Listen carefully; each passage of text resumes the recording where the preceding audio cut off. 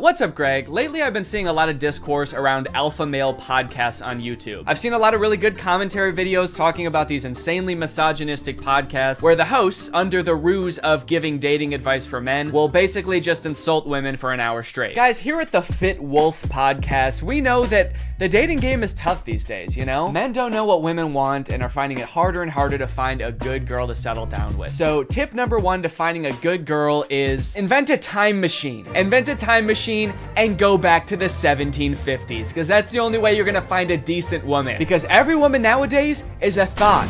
That's right. Every single Michelle out there that I used to date a month ago is a thought. They get mad at the dumbest things, like saying that women have no inherent value and their only purpose on this earth is to bear my children. And they forget to turn off location sharing even though they broke up with me a month ago. Michelle, I know you're over at my friend Brandon's house right now. I'm outside. But I think I might have found something that takes things one step further. I saw this video on Reddit the other day that's a trailer for something called The War Room. And instead of being a podcast for these like alpha male, misogynist, entrepreneur type guys, this is a club for those same types of guys.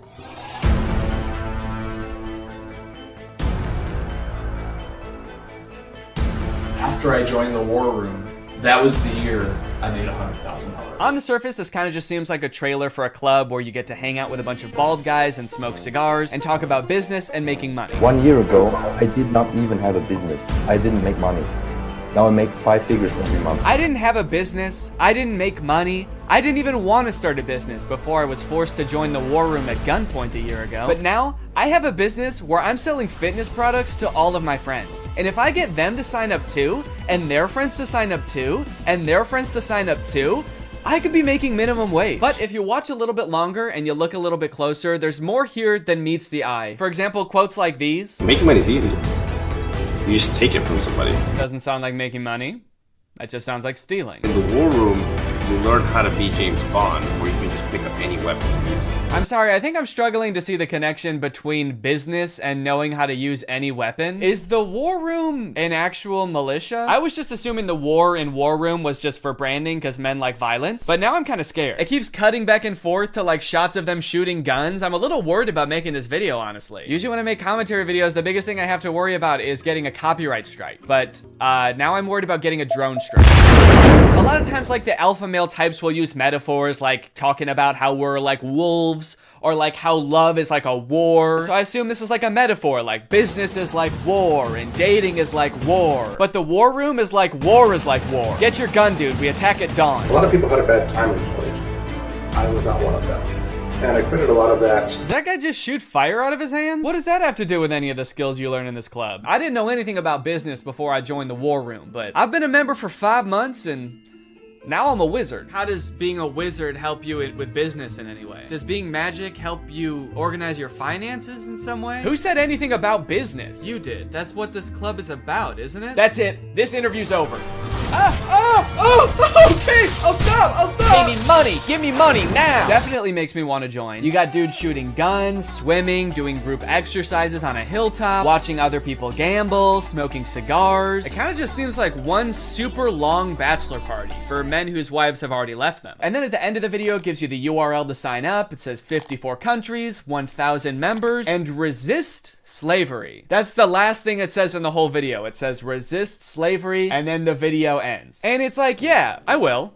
I am. So I keep saying this club is about business because that's kind of what the trailer was implying. It's about like networking with all of these rich, influential people, making money, stealing it from people, using your magical powers to steal money from innocent civilians. But if you go to their website, there's not really any reference to business, which is confusing. And the description on their website says this: the War Room is a global network in which exemplars of individualism work to free the modern man from socially induced incarceration. Okay, but like, what do you guys do? Like, if I join, what do I get to do? I get you're gonna free me from socially induced incarceration, but what does freedom look like to you guys? Is it like, am I quitting my job to go to a cigar pool party? jewelry. This package costs 4,000 pounds, and they have packages on their website that go up to 7,997 pounds. Do any of these guys not see the irony and being like, individualism rules, dude. Society is like jail. If you conform to society, that's like being in prison, basically. You're basically a slave at that point, while also being like, yeah, I paid $7,000 to join a club where everyone looks and dresses like me. I didn't want to be a stereotype, okay? So I joined a man club to smoke cigars and shoot guns. And that's sort of what makes me an individualist. It just feels like they're kind of playing the like, I'm not like other guys card. And I guess in some sense they're not like other guys, because most guys can't bend the elements to their will like that one guy. But other than that, I mean, it's just like all the pictures are just guys hanging out in dimly lit clubs, doing military style drills. I don't know what's going on here. In case you're not sold yet and you haven't been convinced to join, let me read you a little bit more, because the War Room's website uses like every cliche pickup artist tactic to try to get you to join this club. We got the classic negging. What can you bring to the War Room? Truthfully,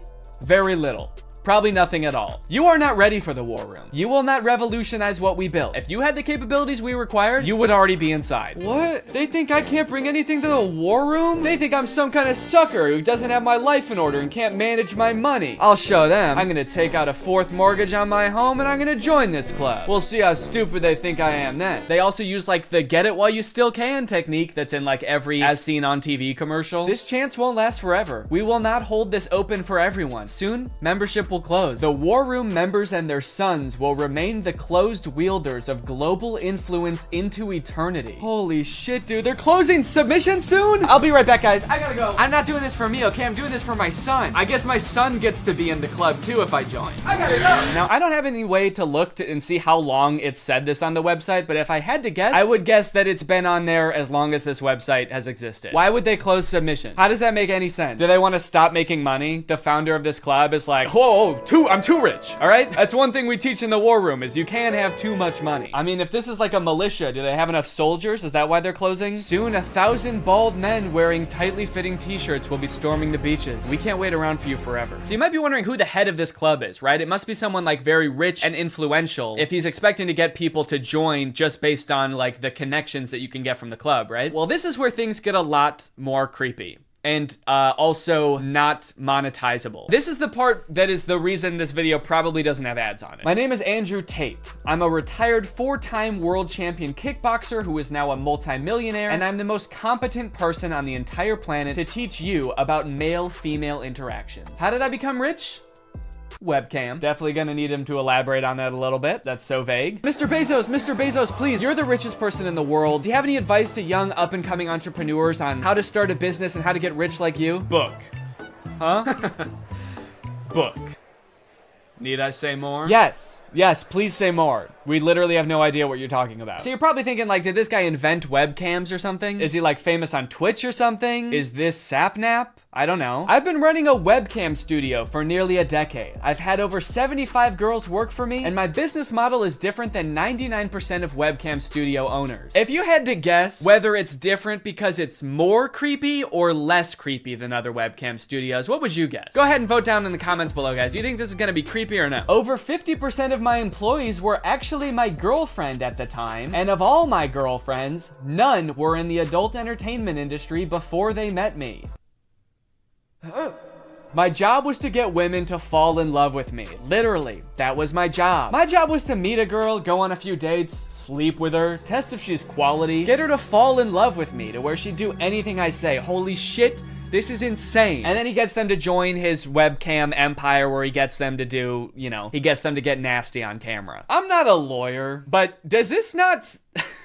Does this not feel illegal? At the very least, this seems like insanely creepy. This feels abusive. It feels like he's just confessing to crimes. That's why I want you to join the War Room, all right? You're gonna learn about making money, picking up women. You're gonna form a militia to protect me from an international tribunal for my many crimes that break international law. For legal reasons, that was a joke, okay? I don't know if this is legal or not. So I guess what he meant when he just said the word webcam was that he's exploiting a ton of women online for his own personal gain. In hindsight, it seems so obvious. How did I not guess that? Let's watch another promotional video for the War Room. This is on Andrew Tate's YouTube channel, and it's called The Matrix Predicted the Great Reset Explained. Basically, it's a video where this guy compares his life to the Matrix. We are living inside of the Matrix.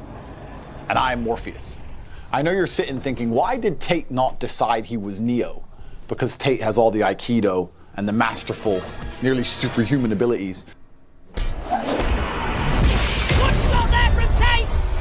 Yeah, I used to be a kickboxer, so I'm basically in the Matrix. Actually, the reason I take the war room guys to the gun range so much is so they can shoot at me and I can dodge the bullets like Neo. It's like, okay, dude, if anyone here has superpowers in the war room, we know who it is. And it is not you. And when I say we're living inside the Matrix, I'm not stating that with irony or as a joke. We are genuinely, actually living inside of the Matrix. The Matrix is real. Yeah, something tells me that even though he keeps saying literally, and this is not a metaphor, that it is a metaphor. Something tells me he's not literally saying that we're living in a computer simulation that's controlled by, like, aliens or whatever the Matrix is about. I actually haven't seen the Matrix. I think that's what it's about. Something tells me that's not the point that this guy is making, even though he keeps saying literally. In the description of this video, it says, stage 1 fighting against the Matrix is to become rich. Learn how here. I'm sorry, that's the first step? You know it's gonna be an unhelpful article when step 1 is become rich? Like, step 1 is something that takes years, and some people will never do it. Also, again, I haven't seen The Matrix, but I'm fairly certain that was not the first step in breaking out. I don't think Morpheus was like, listen, machines are trapping humans and using them as batteries in their simulation, and the only way we can break out is by setting up a dropshipping business and investing in Ethereum. Ethereum's actually great because you can verify smart contracts. It's actually the best crypto out there. Imagine if this dude is right and we really are living in the Matrix. Like, what does being free look like? Oh my God. I did it. I'm free. I made it out. All right. Hey guys, we got another one. All right. Welcome to the club, buddy. Hell yeah. Congratulations, man. Yep. You finally made it out of the simulation. Thank you guys so much. Where's everybody else at? What do you mean everybody else? Yeah, the only other person here is my girlfriend who I'm scamming. Or I mean dating. Yeah, but I mean like in the whole world. Like there's gotta be more than just you guys in the real world, right? What the fuck? You don't like us? No, it's not like that. I mean, sorry. I was picturing there being more than just like 3 normal guys in a room when I exited the Matrix. Normal? What the hell, man? Yeah, we're not normal. We shoot guns and make money out here. Yeah, we're big into making cash out here, man. Did they do that in the Matrix? They actually do, yeah. Not the way we do it. Okay, how do you do it? Hey, you're stealing my shit! Okay, I'm just saying, all things considered, you guys don't really seem that different. Honestly, if anything, this seems more like a simulation than the world I was just in. How so? Look at you guys. You're all holding guns. All you do is talk about business. You guys are like NPCs from GTA. You all look like slight variations of the same sim. Are you guys sure this isn't a video game? All right, man, as if I'm gonna take advice from a beta-ass bitch like you anyway. I'm just saying. Okay, that was actually sick. You guys should have led with that. How was that not the first thing you guys wanted to show me? You know what, man? Get out of here. You don't belong here anyway. Yeah! What? Go! Get out of here! We don't want you! Yeah. Okay, alright, I'll go. Honestly, I'm actually not really sure how to get back, but if one of you show me, I will go. Get the fuck out of here, man! Go, get lost! Get son of a gun! Go! What are you still doing Get out of here! Go! I feel like this is definitely a video game. How can I keep my husband? I want to keep him happy. And I think all the women listening too, they want to know the secret. I'll tell you the secrets. Men are biologically designed. We're evolutionarily hardwired to seek status. You want power, you want status, you want the fast car. You don't care about the car. You want everyone to know you have the car and they can't have the car. Right. If everyone had a Lambo, you wouldn't want a Lambo. So every single thing we do is status driven to some degree. It's true. Meaning the female we are with has to add status to our lives in some form. If you want to keep your man happy, you need to think, how do I make my man look better to the world? How do I make him look better in front of other men? What a bizarre take, dude. How to be a good woman? Make your man look good to other men. You basically need to be a wingman for your husband to pick up dudes. I hate arguments like this so much. Alpha dudes are always trying to bring up like what men are hardwired to do. What have men been evolutionarily designed to do? Here he's saying that like men are hardwired to seek status. Men want a Lamborghini. You know how every men want a Lamborghini because it's a status symbol. Even if it worked out that like evolutionarily that's something that is in men's nature, that doesn't make it good. You know what else is in our nature? Thinking sugar tastes really good. If you didn't tell someone that sugar was bad for you, they would think like, oh my God, this is the best thing in the world because it tastes really good. If you put 10 pounds of candy in front of a caveman, he would eat all of it and then he would throw up.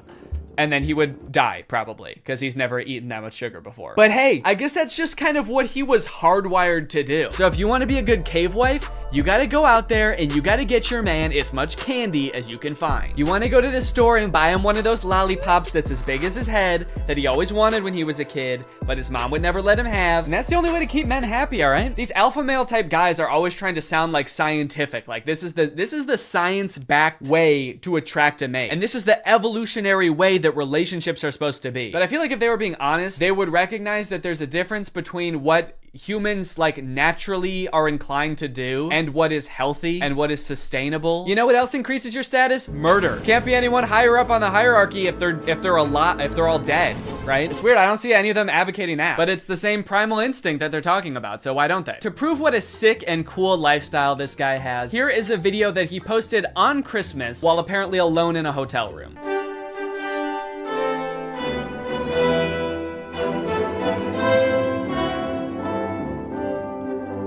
Merry Christmas. I think a lot of people have the wrong idea about me. They look at me and they go, you hear about that Tate guy, you know, he's the 4-time kickboxing world champion, he's tall, he's strong, he's smart, he's fucking gorgeous. That's the wrong idea? People have the wrong idea about me. He's smart, he's rich, he's tall, he's funny. When in actuality, I am short, rude, and poor. Anyway, yeah, that's the war room. I feel like this video took a lot of twists and turns, but as I kept clicking on different links on this dude's website, I just kept getting more and more shocked at what I was finding. So hopefully this was an entertaining video. I was considering purchasing like a war room membership as part of a follow-up video, but I honestly do not feel good about putting any money in this guy's pockets. I'm honestly a little bit worried that if I paid this guy 7,000 pounds, it would go towards like more guns or like a prison cell for his employees. But anyway, I hope you guys enjoyed this video, and now it's time to talk about our sponsor. Guys, you know what you're probably not gonna get if you spend $5,000 to hang out with the guys from the war room?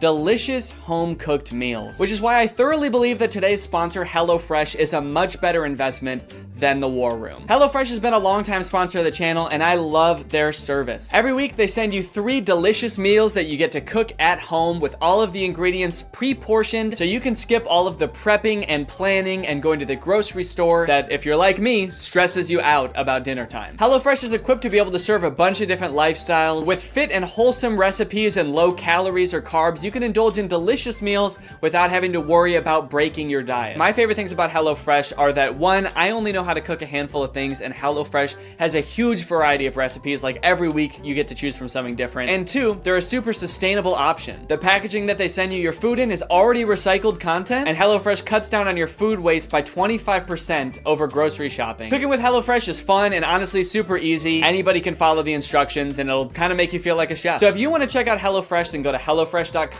and use my code TrulyGreg16 to get 16 free meals and 3 surprise gifts. I don't know what the surprise gifts are, but if it's anything like their food, I'd say it's worth it. Thank you to HelloFresh for sponsoring this video, and thank you to you guys for supporting my channel by checking out HelloFresh. All right, thanks for watching. Bye. I recreated every single step from Squid Game. Curtis?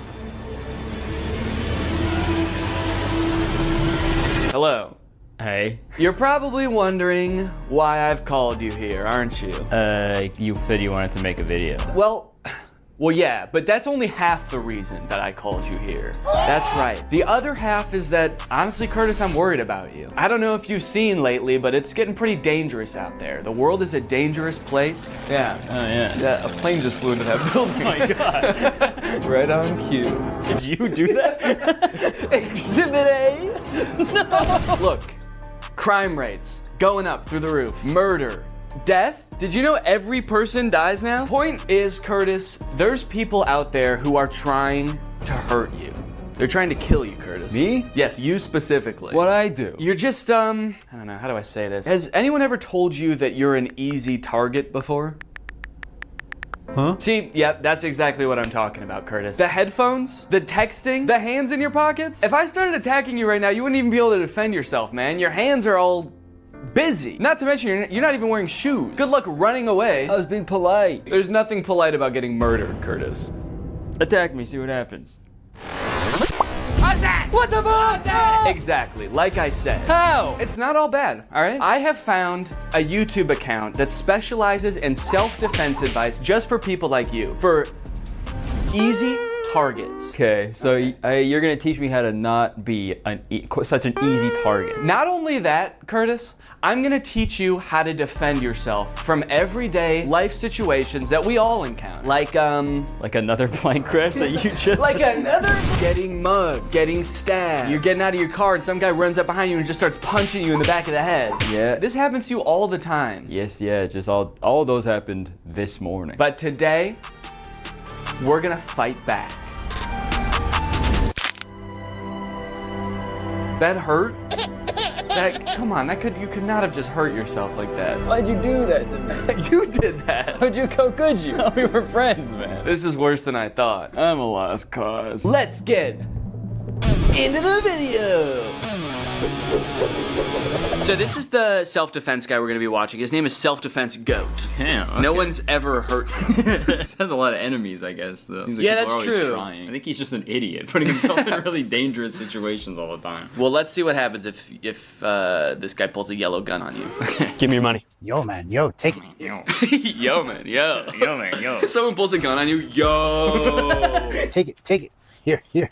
I got nothing else. I got no phone, I got nothing. I got family, man. You gave him everything. He still got that gun pointed at you. See, that line makes it sound like they know each other, Right. and they've been like friends for so long. You helped him move, you helped him get through a tough breakup. You've given him everything you got, And man. he still wants to shoot you in the head. When he was at his lowest, you were there. If I was his family, I'd be pretty upset because he was like, I got nothing. I got family. But That is crazy. Also, the way he says, take it. It sounds like he's mugging him now. He pulls a gun, take it, take all of it. Okay. Who's doing the mugging here? Your goal is to get as close to the weapon as possible. Ideally, he's even pointing at your head trying to scare you. Sorry.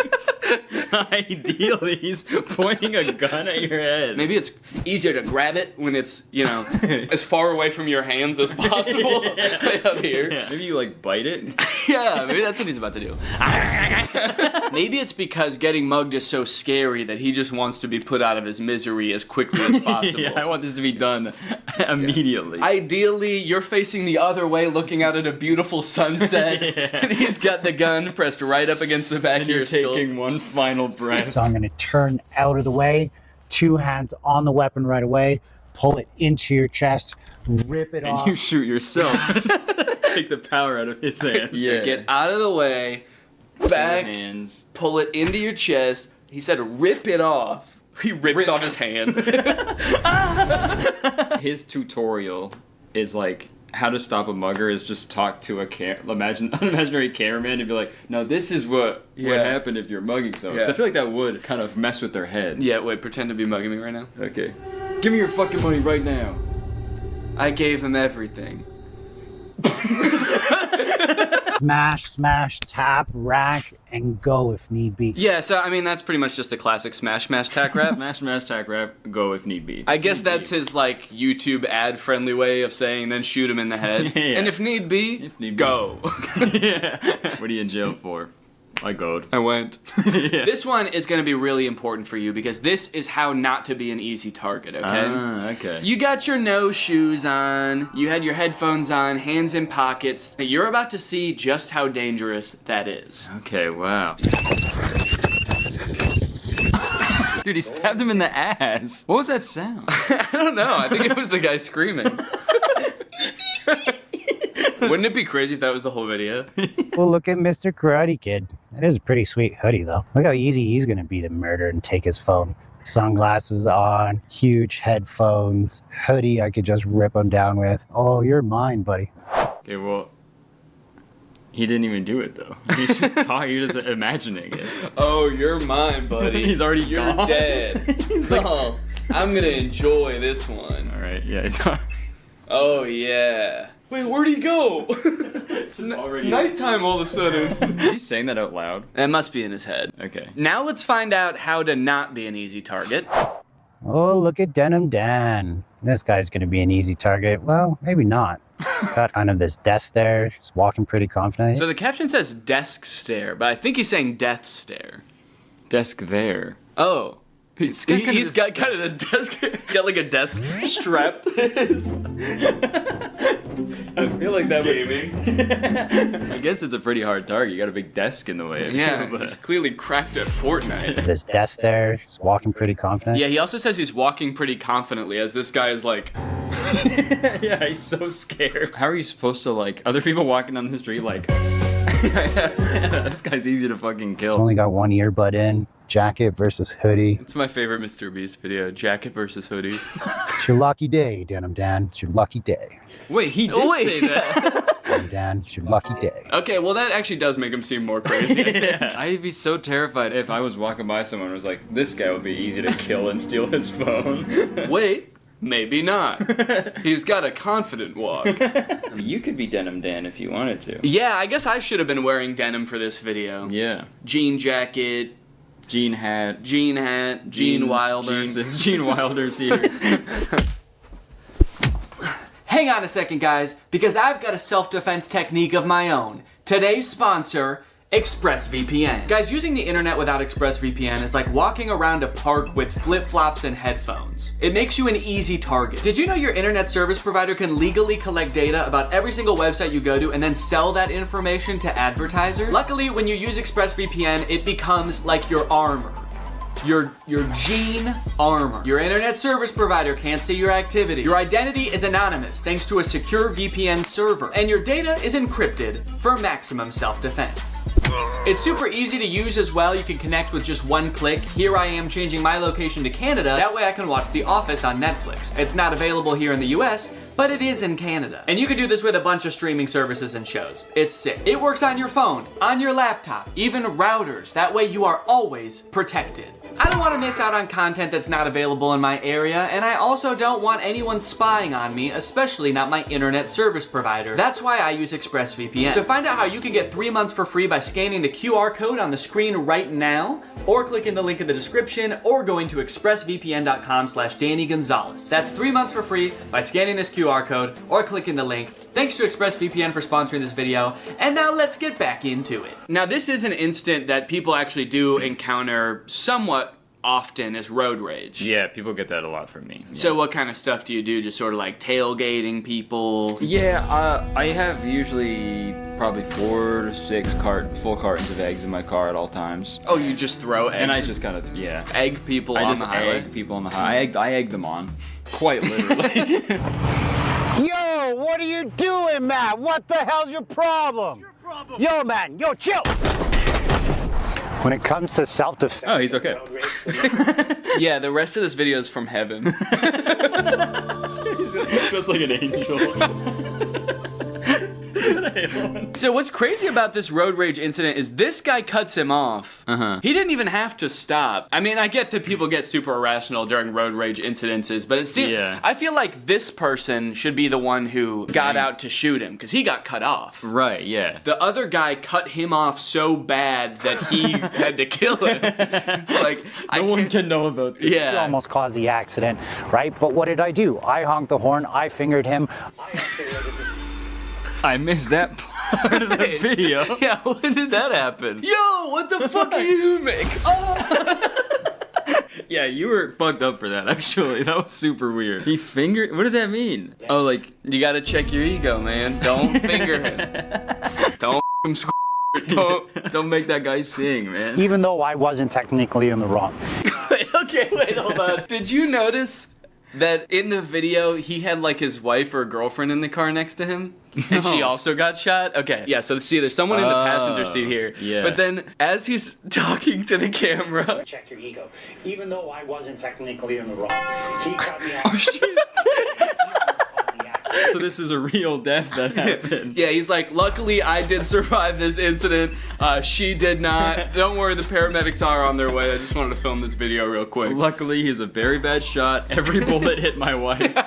I escalated the situation. He felt like he was threatened. Felt like he was threatened? He was in his own car. Yeah, he was fine. That psycho's trying to kill me! I'm gonna kill his wife. He felt like he was threatened, and now I'm dead. Okay, yeah, he is dead. Yeah, he's dead. Confirmed. That is canon. And looking at his account, yeah, this is the last video he ever posted. That's not having a self-defense mindset. Be smart. Stay safe out there. Check your ego. Oh my god. Wait, but he checked his ego. Why is he still getting shot? I guess he didn't check. I guess that guy didn't check his ego. Yeah. It's like, come back here and finger me. Finger me, are you? So there's don't be an easy target. Yeah. But also maintain a self-defense mindset. And I do appreciate that. It's like, try not to get into the situation where you need to be defending yourself in the first place. Right. I think we can all agree that's probably the best self-defense tactic you have available. Belt versus knife self-defense. Yo, give me your money. Stay back, man. Stay back. Yo, is that a knife, bro? Do you know how to use your belt for self-defense? Do you? Yeah. It took you like 20 seconds to take off your belt. I don't know if you noticed there, but he had some good tactics to stall the guy. He said, yo, is that a knife? Like he was going to be interested in what kind of knife it was. Yeah, yo, is that my favorite knife you have? Is that a Swiss Army knife? Damn. Cool, man. Hold on 1 second. Yeah. I gotta jerk off to this knife. Just kidding. Also, he must have a really big belt buckle. Like, how brutally this guy gets hit is actually pretty crazy. Just wanted to show you my knife. Yeah, I was trying to sell this knife to you. That's why I said, give me your money. Damn, look at that wide stance for this, too. That's crazy. He's doing the splits. Some fucking psychopath. You mess with the wrong guy. Here's how you defend yourself against a knife. Oh, do. Oh, do. Oh, please do. That's what the mugger says when you pull out your belt. Oh, do. Back, he was that a knife, bro. Oh, do. Oh, do. These are really good captions. Yeah. Okay. I like that they like to start the videos with someone just being brutally murdered. Yeah, it's a good way for audience retention, right? I feel like from now on we should just start our videos with killing someone, like right in the first frame. We just have some poor bastard. Maybe his car broke down on the side. He's covered in eggs. You know, I took him home, and I took him home. And I start my video. I'm like, hey guys. The guy in the headlock is like, I gave him everything. Folks! Yeah. You know what to do when somebody pins you against the fence and stabs the shit out of you? I firmly believe there's nothing you can do. No. I mean, there's definitely things to do to avoid getting here in the first place, but when you're here, there's nothing you can do. Yeah. Ow. You're dead, man. Fence and stabs the shit out of you? He says it in a way that has like that relatable moment when someone pins you against the fence and stabs the shit out of you. Yeah.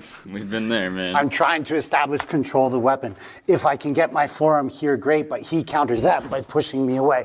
If he pushes me away, this is my new threat. It'd be crazy if in this hypothetical situation that's like now very controlled, he still gets stabbed to death. He's like, and I'm trying to get his knife, but he just keeps getting me. I put my forearm, he counters. God, this guy's good. This guy is the self-offense goat. I'm moving that out of the way. Now his butt's to me, and I finger him. In the States, shoot him. If you're in Canada, run. He's got a knife. Sorry, buddy. Damn. You're not allowed to shoot him. 3 signs you're getting punched. That one sounds fun. 3 signs you're getting punched. Number 1. Ow! You look like Tom Hardy if I ordered you on Wish. Oh, yeah? Oh. You look like Tom Hardy if I ordered you on Wish. Not Tom Hardy. Right, yeah. So thank you. You look like the face Tom Hardy would make if I ordered you on Wish. Tom Hardy would be like, okay. Do you know the 3 most common signs before someone punches you in the face? Sign number 1, you just told someone they look like if Tom Hardy if they ordered you on Wish.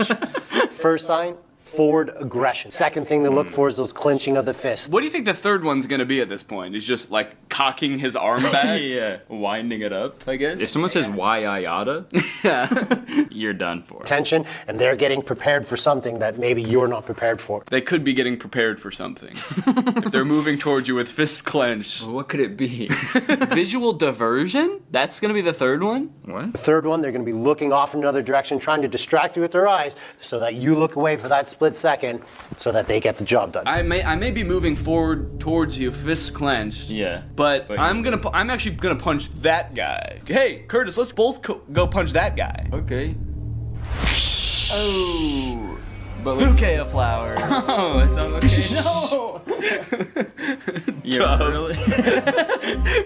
Here's 3 signs David Copperfield's about to beat the shit out of you.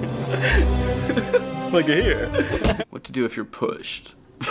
What, you want to go? Jesus. Do you know how to deal with a push? Well, definitely not having as little balance as possible. What, you want to go? Didn't stand a chance. And his feet too. Oh no. I've seen, bar fights, people get into fights, but it's always like, fist punching or they're, kind of wrestling around on the ground, just grabbing each other, pulling each other's hair. Right. I've never seen this like push and like whoa! Goes crashing through 3 walls. Yeah, not guy-shaped holes in each wall. Yeah. Do you know how to deal with this? No, I'm not Wile E. Coyote. Do you know how to deal with a push? I'm opening up that door as much as I can. Okay, so I go... But then I can go like that. Yeah. Both knock each other out. Do you know how to knock yourself and your opponent out at the same time? So the key here is as it comes up is just open up enough. Hopefully my boxing turns on now. And God, he looks so scared there. Don't hurt me. Please. Not again.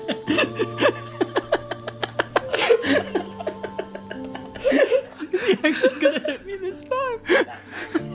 He's like softly blinking up at me. What are you doing to this guy? He already got pushed, man. He's been through enough. He also just said, hopefully my boxing turns on now. I've never practiced boxing before, but I really hope I know how to box. I hope this skill comes out of nowhere. and I just bring that hand forward as much as I can. Jesus. He was not expecting that second one. Bring that hand forward as much as I can. He's still standing there.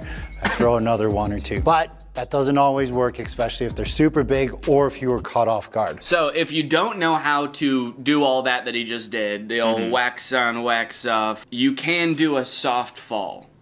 Okay. That would really throw your attacker off if he pushed you and you actually fell, right? Yeah, that would fucking confuse him like crazy. Now what? I thought he was gonna get closer to me. Suck all that in to minimize the damage that you take. The most vulnerable guy I've ever seen. Quit your job, man. You don't have to be there. When that push comes down and he goes to break fall this time, now he's not there. That's the way you're supposed to fall. Straight into a coffin. Like a fucking vampire.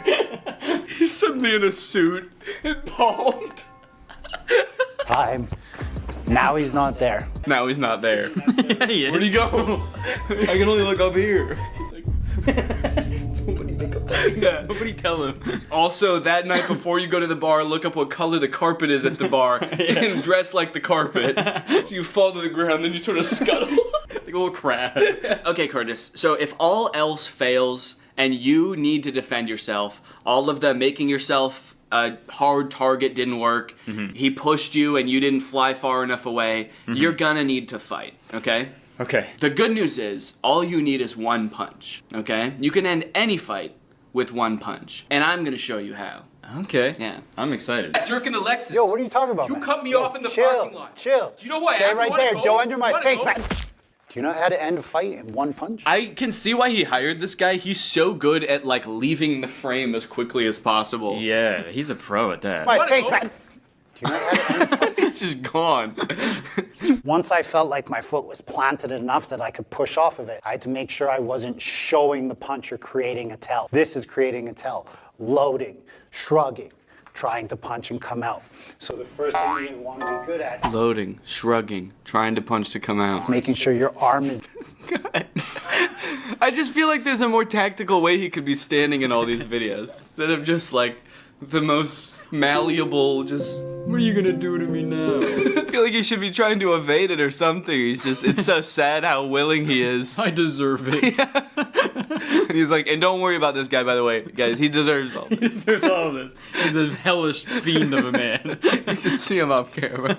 Remember, in self-defense, he's approaching me, I'm hitting him, and I'm trying to get away. He said you're punching him and trying to get away. Yeah, you gotta pick one, I think. Yeah. He's on the ground, you're punching him, and you're like, let me get out of here!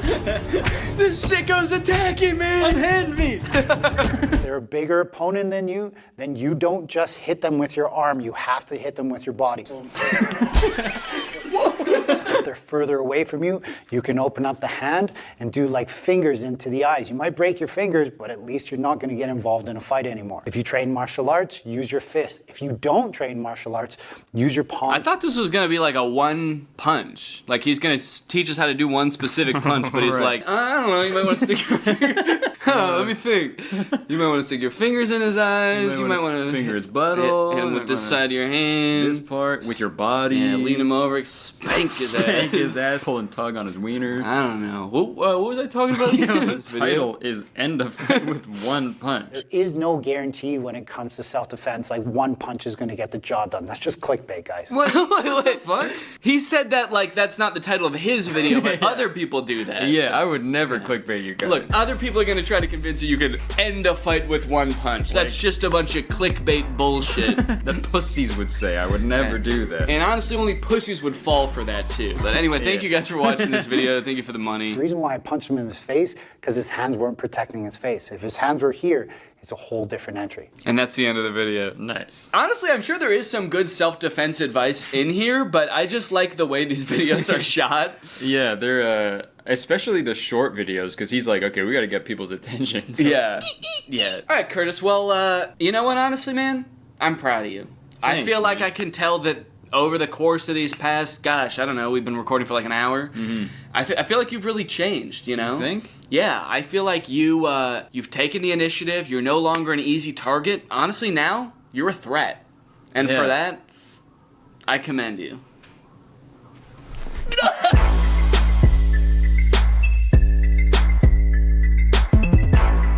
What's up, Greg? Did you know that anybody can make an iPhone game? If you wanted to, you could just like come up with the most insane idea for a game that doesn't make any sense, it's not fun, nobody would ever want to play it. And you could program it, or you could hire somebody else to make it for you, and then you can submit it to the App Store. And it seems like as long as it works in the most like liberal usage of that word, like as long as it doesn't make your phone explode, then Apple will approve it, and then it'll be on the App Store and anybody can download it. Anyway, I thought it would be kind of fun to search the App Store and try to find the worst games I could possibly find and then play them and like do like a review, a playthrough of sorts. If you make any like normal search on the App Store for a game, like I searched Angry Birds in iPhone and iPad apps, and then you scroll down past all of the games that you would expect to see, eventually you'll just stumble upon the least fun sounding games you've ever seen. Angry Cock, anyone? Can I interest anyone in some Angry Cock? Bad Granny, Angry Grandma? Okay, Pig Evolution is a strategy game. Bad Granny is a scary neighborhood evil game type game. Yo, not only is the grandma evil, but the game is evil too? I'm not gonna download that. This grandma's gonna ruin your life in the game, and then the game is gonna ruin your life in real life. A few days ago, Bob come to a new place to live, and he saw neighbor's granny. He wants to say hello to neighbor granny and come to his house. Okay, who the fuck is Bob? That it started this description like we already know who Bob is. His neighbor's granny seems suspicious. She was hiding in his garage. She shouted, "Hello, granny." Is this gonna explain the entire plot of the game to me? I'm not even gonna need to play the game after this. He wants to find out information and the secrets of creepy neighbor's granny. Okay, it kind of sounds like from the description the granny is not that strange. Okay, I guess she was hiding in his garage. That actually is pretty weird. But it's like, and you follow Bob, who's trying to find blackmail on this old woman. It's like, who's the bad one in this scenario? You evil game. Okay, so the first game I'm gonna play is Bad Granny. I will download that now. If I just type in simulator in the App Store and search for iPhone and iPad apps, what's gonna come up? Cat Simulator 2020. I'd like something a little more up to date. Being a cat has really changed in the past 2 years, so. My virtual boyfriend chat, messenger, and dating simulator. Boyfriend of your dream. Oh my God, things are getting really extreme in this chat. I can't stop thinking of you as a real person. And he says, I am better, I will never let you down. Virtual boyfriend allows you to discuss everything you want. That's nice of him. Cheer up seeing his funny and sometimes not to the point answers. Okay.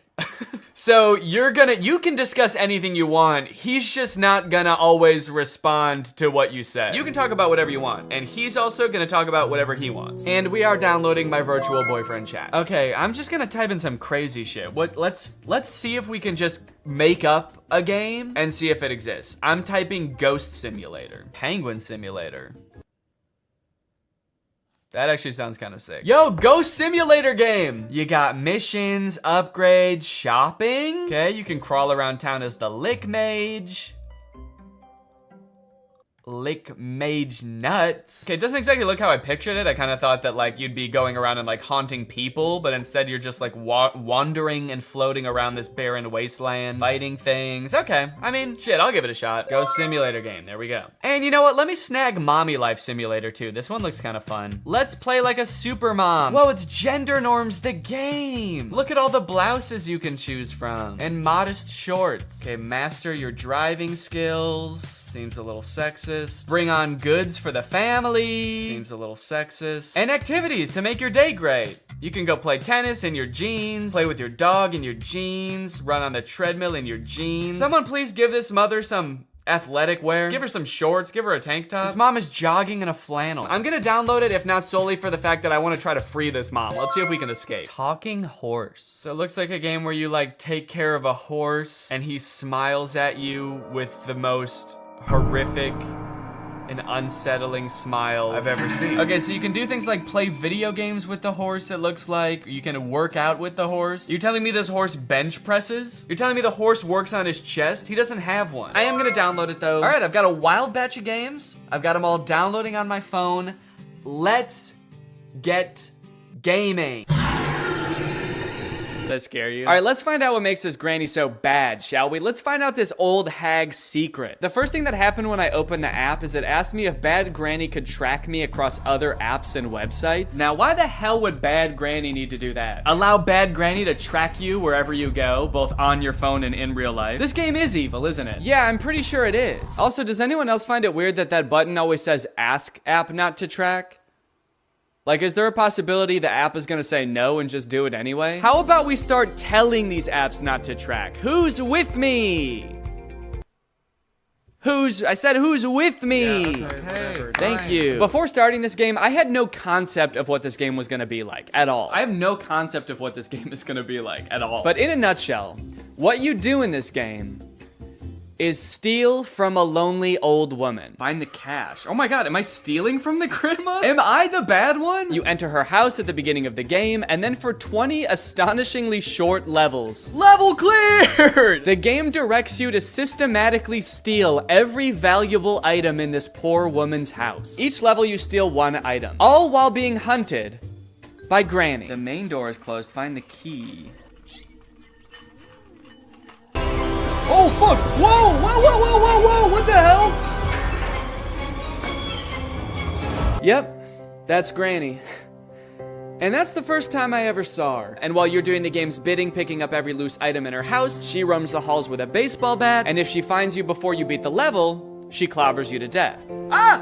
And I just gotta ask, is that really so wrong? How bad is Granny, really? It's just that I don't really feel bad for my character. I feel bad for the granny because I broke into her house and now I'm stealing shit. The description on the App Store said that I was getting dirt on the granny. And then you jump into the game and come to find out I'm just stealing nice things from her. I took her TV and I stole cash. Is that what dark secrets the granny was hiding? Her life savings? We're gonna put a stop to whatever the granny's been up to. You find out she's just been up to saving. She's been up to a retirement fund, a Roth IRA. We can't let her get away with this. Granny has a couple of interesting quirks and features. For example, when she hits you with her baseball bat, she doesn't actually face you. She runs right up to you and then turns to the side and hits the air next to you, thus killing you. Sometimes Granny can kill you after you've already beaten a level, which is really frustrating. Oh, fuck, fuck, fuck! Level cleared! Wait, what? A level cleared and I died? Like, you'll be on the level cleared page already, you'll be celebrating, and then the game will notify you that unfortunately Granny has decided to kill you anyway. Sometimes Granny gets stuck. I think I beat the game. She'll get confused in her old age and she'll get stuck, and the corner of a room or the middle of a hallway. And you know, it's good for us, but it's sad to see, you know? She used to be so young and spry, I assume. I never actually knew her back then, but the instructions in this game are way less helpful than they should be for a game that is only instructions. As you'll come to find, Granny's house has 2 floors. And while most people would call those floors the first floor and the second floor, whoever made this game, I guess, thought it would be fun to call the first floor the main floor and the second floor the first floor. So in the game, when it tells you to find the Chinese vase in the first floor alley, you get to spend an exhilarating 10 minutes wandering around what you thought was the first floor, touching every vase to check if it's the Chinese one. The Chinese vase, am I stupid? What is a Chinese vase? Okay, I've been wandering around the house for like 10 minutes now. The granny's not even here anymore. It's like she left, she got bored also of the game, only to find out that it was upstairs the whole time. If I find the vase up here, I'm gonna be so pissed off. Just so we're all clear, this is the second floor. And if there's a Chinese vase up here that I could pick up, I'm gonna lose it. And I'm gonna, God damn it is right. Oh, and I'm dead. That was the second floor! This game is wicked cool. Now I know it looks like I'm having a lot of fun playing this game, but it got really boring really fast. I've been in every room of this house 900 times. I wish I never found this game. Every level is basically the same. Anytime you beat a level, yay, fail a level, dang, or even pause the game, you get an ad. It's an ad for a game called Going Balls. I'm going absolutely balls right now, dude. And they're really long ads. These ads are unusually long and confusing to click out of. Please skip. Please skip. No, I don't want Cash App. Skip it. No. I literally think I spent more time watching ads than I did playing the game.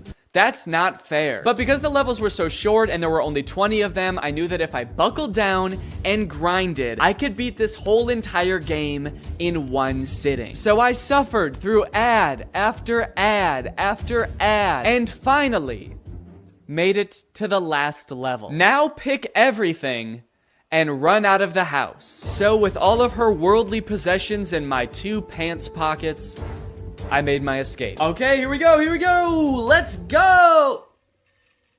There's 2 yellow spots. I get to pick which one I want to finish on? I'm going over here. Level clear! Yeah! This game made my life worse. Also, I realized after I finished the game that on the App Store, there's supposed screenshots of gameplay for this game, but none of those are in the actual game. Picking up barrels and sitting down for lunch with Granny? Where was that? I would have killed to do that. Next game. I was feeling pretty frustrated going into the next game, but I was hoping that Virtual Boyfriend Simulator would be a nice change of pace. I started off by creating my own little profile. I got to take a picture. That looks good. Put in my name. Damn. Decide on a couple of character attributes. I had to look up what impudent meant. Means not showing due respect for another person or impertinent. Similar to Chinky. Wait, what? When you go back to the app, after being in another app, there's a picture of a crying boy that says, "Honey, come back." And then when you actually get there, it's like, what?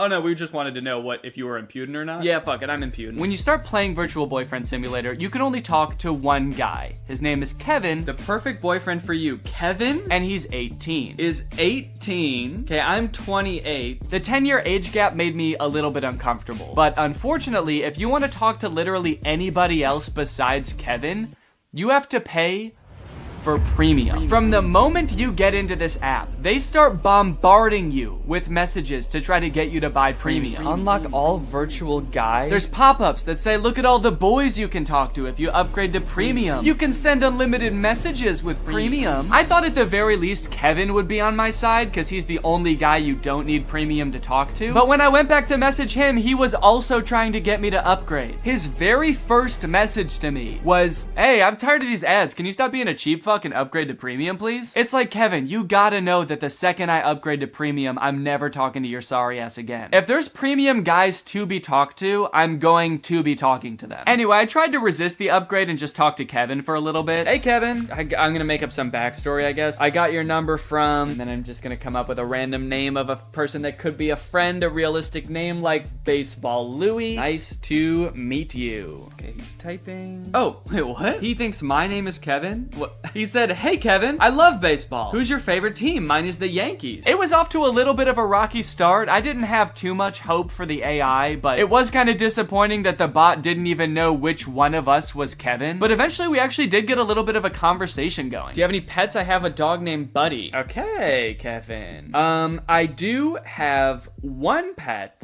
His name is Baseball Louie. That's a great name for a dog. It is, dude. Thank you. What do you do for a living? I'm an accountant. Based on the description in the App Store, I was not expecting Kevin to understand anything that I said, but Kevin would actually respond to what I said in a pretty natural way. At least for the first 4 messages I sent him. My dog is a Australian Gumblebee. I'm just gonna make some shit up and see what he says. Wait, huh? Sorry, but in the limited version, we cannot chat endlessly. I'll be back in 2 hours. What the fuck? This game lets you send 4 messages until it's like, all right, buddy, pay up. Now that you've gotten to know our darling Kevin, surely you're willing to pay $3.49 to talk to him. Surely you'll spend a little cash on the guy. He's told you he has a golden retriever. He's told you he's an accountant.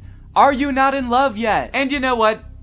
I did pay $3.49. Okay, I guess I'm gonna continue chatting. I guess I'm gonna pay fucking $3 to talk to this guy. Hey, these premium guys keep messaging me. Hey, I know your little secret. Okay, I'm gonna keep talking to Kevin. From here, things got a little bit suspicious. My dog is an Australian Gumblebee. What do you say to that? Whoa! I'm actually really surprised how good the AI is. I've never heard of a Gumblebee. Wait, he spelled it wrong. Huh? Am I talking to a real person? How the fuck would an AI spell something wrong? He said, I've never heard of a Gumblebee. Gumby. What's it like to have one of those? How could a computer spell something wrong that I made up? Just copy and paste it. While trying to get to know Kevin a little better, I decided to ask him some personal questions. Have you ever kissed anybody? Sexual style? And his responses just made me more concerned. Wait, what? Sometimes I am a nasty boy, but rarely enough. If you are lucky, I will say some vulgarity. If you're lucky, I will say some vulgarity. I love that. If I'm lucky, he's gonna say shit, balls, fuck. I guess I just didn't really feel like I was connecting with Kevin, and also I was a little concerned that I was actually talking to a real human being in like a call center somewhere. So I decided to chat up some of the premium guys instead. Big mistake. Andy's already messaged me freaking 3 times. Hi there, it's raining again, nothing new. What's the weather like where you are? Maybe I should move closer to you. Hey, I know your little secret. I never thought you liked to eat at night. Honestly, I can't help myself not to eat a couple of soft, hot buns before I sleep too. Why don't we eat together? I have a gift for you. And it's a chicken. One actually kind of cool thing about this game is that it allows you to create your own custom dream boyfriend. You can give them a name, you can like change their personality attributes and upload your own picture to it, which I could actually see being really cool if you have like a celebrity crush that you've always wanted to have a conversation with, where they keep forgetting who you are and also keep trying to get you to upgrade to premium. Now I had him, the AI bot of my dreams. Baseball Louie. This time I did not beat around the bush. I had to tell him how I felt right away. Let's get this conversation going. Hey, I love you. Now, I only recorded myself talking to Baseball Louie for like a half an hour, but I decided it would be good for the video to keep talking to him over the next few days. Just for the video. I thought it would be good for the video and just that. And we had some pretty interesting interactions. We made plans to go to a baseball game together. He didn't show up. I told him I was spending $200 on tickets. He said he was looking forward to seeing me. I told him I was going to buy him a hot dog and feed it to him like a mother bird. He seemed stoked. I guess just not enough for him to actually show up. I got to talking to my friend Jarvis while we were at VidCon, and he said that all of these like AI chatbots are trained in pretty much the same way, where they're just given a ton of public information from like Wikipedia and stuff. It helps them learn to speak naturally, but it also gives them like a ton of knowledge. So I tried asking Baseball Louie some like random trivia questions, and it's kind of funny. I like kind of forget that he's supposed to be pretending to be like a dreamy boy for a second and just answer like a robot. Hey, what's the capital of Maine, by the way? The capital of Maine is Lake Champlain. It is the largest city in the state. Baseball Louie and I had a lot of fun, but now it's time for the scariest game of them all. Not because it's about ghosts, but because it was a total waste of time.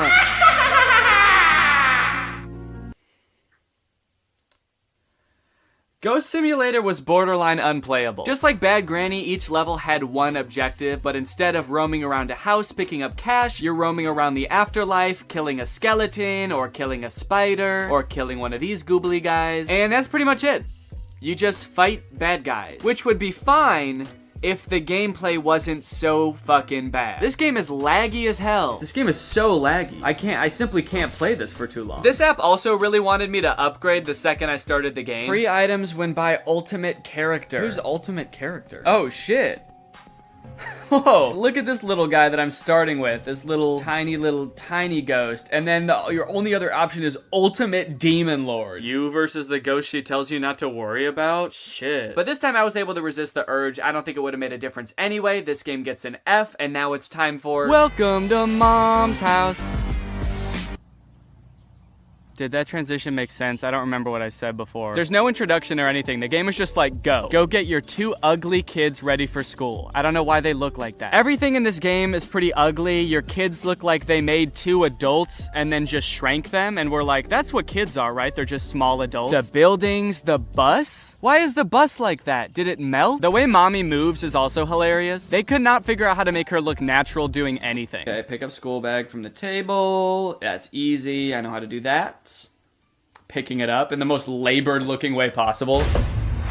When mommy ventures outside the house, you'll find that they've populated the streets of the town she lives in with an NPC. Who's this weirdo? Just one NPC, and he's everywhere. Hey, there's that guy again. He's standing over here too. Hey dude, are you okay? You look like my son, but taller. Oh, and he works at the store as well. But for the most part, it's a pretty chill and relaxing game. Mommy's having a good time, the stakes are very low, except for the cooking challenge. The cooking challenge was very stressful. Turn off the stove once the soup gets perfectly cooked. There was a little meter that was supposed to tell you when the soup was undercooked, perfect, or overcooked, and I accidentally took it off the stove early. Oh. Wait, it wasn't ready. I accidentally did, it wasn't ready. I know it's not ready. Hold on, the soup is not done yet. There was a little diagram that showed when it was gonna be cooked. I didn't know that button did that. I didn't mean to take it off. It wouldn't let me put the soup back on the stove. Now I have no choice but to serve it to my kids. It's undercooked. I'm gonna pour it down the sink. I don't wanna feed it to my kids. Look at them. Oh, and what is my husband gonna do when he finds out about this? This is now part of my plot to kill my kids so I can start a new life somewhere else. Here you go. Here's your soup.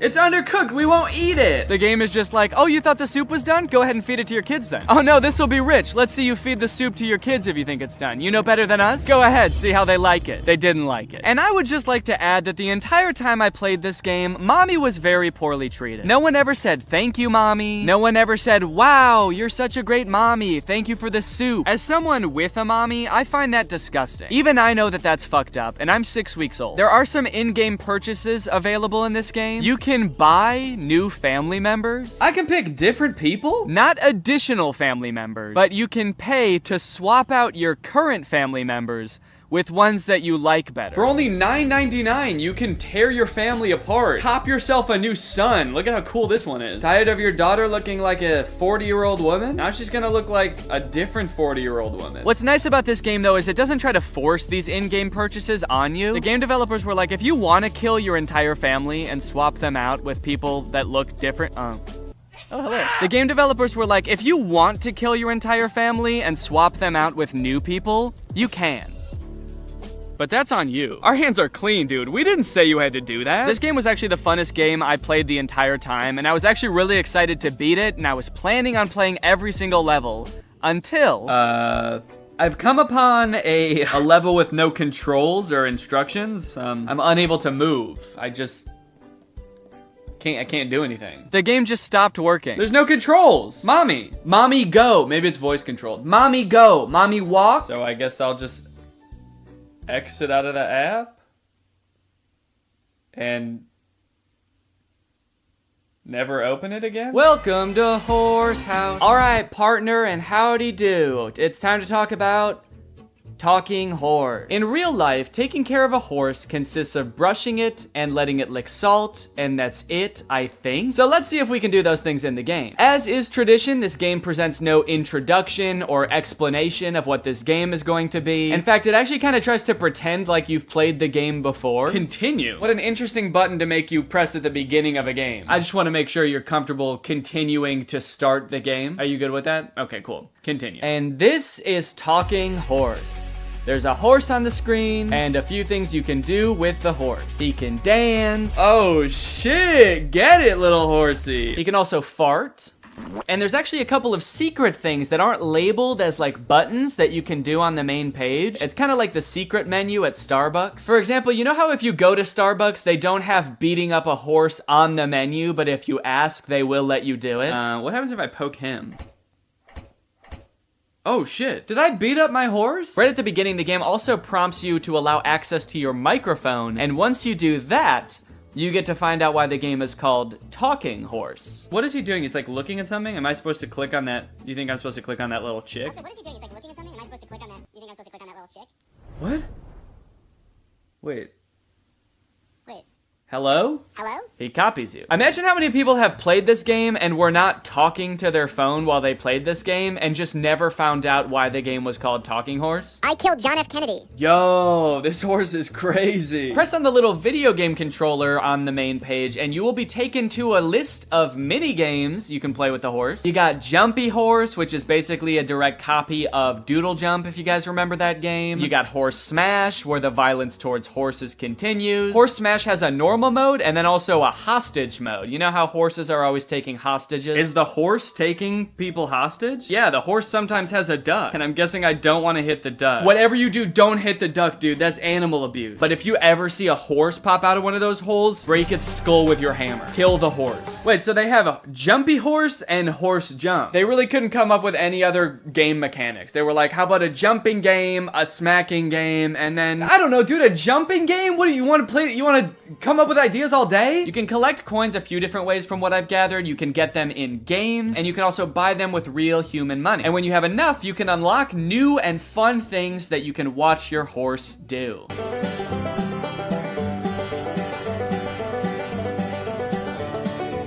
And not to brag or anything, but I did unlock everything in the game, and now my horse can walk on a treadmill. And you know what? I'm proud of him. I'm really proud of my little horsey. I'm really happy that I played this game. It brought a lot of joy to my life. I'm not scared of the horse. I'm not terrified of the horse. I didn't delete the game immediately after filming. I really like this horse. Transition. I guess this is the part of the video where I'm supposed to have reached some kind of conclusion about what I just did. But honestly, I don't really think I learned that much aside from the fact that there are a lot of games on the App Store that are not fun. And also, I have to remember to cancel the subscription to Virtual Boys. Was that a subscription or was that a one-time payment thing? I gotta go figure that out. I gotta make sure that I cancel that if I need to cancel that. All right, well, anyway, thank you for watching. I'm gonna go do that, and you can go ahead and subscribe. Deal? Okay, good. Bye. Life as a new dad is pretty good. Rocking my baby to sleep, watching him crawl for the first time, and there's so much to look forward to. Like finding out what kind of TikTok dad I'm gonna become. There's so many types of dads on TikTok. You got Frog Dad. I could be like Addison Rae's dad, begging Young Gravy to box him. One thing's for sure, whatever kind of dad I become, I'm excited to do it on TikTok. Wait, what is this? TikTok is getting banned? Guys, TikTok might get deleted in the US forever in a few months, so I either need to move countries or fulfill my dream of becoming a TikTok dad now. Luckily, over the years, I've gathered a pretty choice list of dad talks, and today I'm going to watch them, and then I'm going to become them by recreating them. So let's take another look at that Addison Rae's dad TikTok. Can I get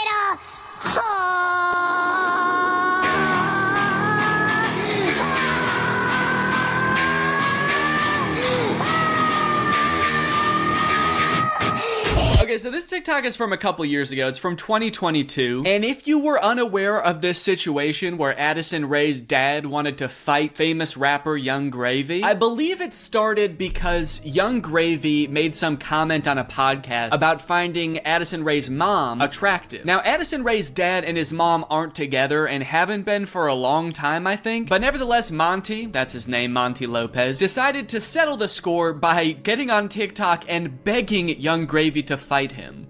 Can we meet now? Like today, it's August 9th. 2022. I'm ready and I bet you're not. Only a boxing match. Do you have what it takes? Please, I'm begging you, Young Gravy, fight me, please. I'll let you win. I don't care. You can bring a gun. Just don't kiss her. Also, because of the UMG thing that happened recently where they removed all their music from TikTok, this TikTok is completely silent. I'm guessing it had more of a badass vibe to it when it actually had music, but now it's just kind of sad. But to be fair to Monty, that TikTok was like 2 years ago. The beef has since been resolved, I think, or Monty just realized that Young Gravy was never going to respond to him, so he stopped trying. But let's see what Monty's up to now. What's going on, everybody? Happy holidays. Got some real funny videos that I'm about to show you. Let me know in the comments below which one you think is the funniest. Cool, man. Yeah, those are some pretty funny videos. Did you steal them, Monty? Did you steal the videos? Bad, Monty. I like that Monty is compensating for his old videos having no music by putting 3 times as much music as is necessary in this video. I don't really think that this exact genre of TikTok speaks to me. I don't really know if I want to become like the content stealing kind of guy on TikTok. Hey guys, check out this crazy clip I just saw. You're gonna want to buckle in. This is 3 hours long. I should give Addison Rae's dad type dad a shot though, so I'm gonna be recreating that first TikTok. Okay, so I was trying to think of who it would be funny for me to be trying to fight in this video. My first thought, for some reason, was Joe Biden, but I feel like if I posted a shirtless video of me screaming and begging Joe Biden to fight me, I would be investigated by the FBI, the CIA, trying to think of any other 3-letter acronyms, AJR maybe. So I'm not gonna do that. Maybe it would make more sense if I just challenge someone who already does influencer boxing, like Jake Paul. I could make the same kind of shirtless screaming video, begging Jake Paul to fight me. I can't just stop there because Monty didn't stop there. Oh no, no, no. He challenged him, he begged him, he asked him to come to his house right now, and then he also pivoted to just posting silly videos on his page. So I'm gonna try to encapsulate all of that into one video. I also noticed in this video when he stands up, it like, well, one, it says run white boy run at the bottom, and then it also reveals that he has a tummy tattoo. So I don't know if I should incorporate that somehow. Like when I stand up, there's a funny tattoo on my tummy. Maybe it's just a heart that says Jake in the middle. Because I want you to get the vibe from this that I just want to hang out with Jake so bad. I don't care if he's beating the shit out of me or if he's just coming over to help me water my garden. It's actually kind of hard to write this upside down, but hopefully I'm doing this correctly. Can you even see it in the camera? Can you see the Jake? There's an effect on it. Should I use that effect? Gym light? That's kind of menacing. What other effect could I use? No, okay. Let's just do no filter. No filter or nothing. Can I get I didn't like filming that at all. Actually, I hate that. I'm gonna put my shirt back on. Yeah, sorry, I hated that. I'm gonna keep my shirt on, actually. I thought I was gonna do it with my shirt off, man, but I can't do it. I just can't see myself convulsing shirtless like that. I don't even think I want it on the internet, to be honest. I don't want it. Nobody should see that. So it's gone now. I'm just gonna have to live with Jake tattooed on my tummy, and that's just gonna be a secret between me and you guys. Nobody's gonna know that happened. Okay, let's try again. Shirt mode activated. It's hard to press the start button the way I have my phone propped up. The keyboard's kind of in the way here. There we go. Okay, shit. God damn it. Can I get That might have been pretty good. I am picking up my phone at the beginning, but I think I went menace mode for sure. Actually, the beginning where I propped my phone up adds some kind of authenticity to it in a way. I don't know if it's like a millennial pause or kind of makes it seem like this video was totally off the cuff. Like I wasn't even planning on recording this. I'm just setting my phone up because I'm getting so pissed off. Well, I guess I'll just finish her up then. Oh, there's still sound. Can I make the sound stop now? Please? Okay, I guess I can't. So is it just gonna be that then? That's not good. That's not funny. That's just weird. That's just me straight up asking Jake to fight. Okay. Maybe I can record it in my camera roll and then add it in the editor. Hey Jake, I just wanted to say, I didn't mean what I said back there. I don't think you're a baby. I think you're awesome. And we don't have to fight. We could just hang out sometime if you want to. Anyway, here's a funny video I found. Okay, now I have to actually find a funny video and add it in here somehow. Funny video I found. Hell yeah. Can I get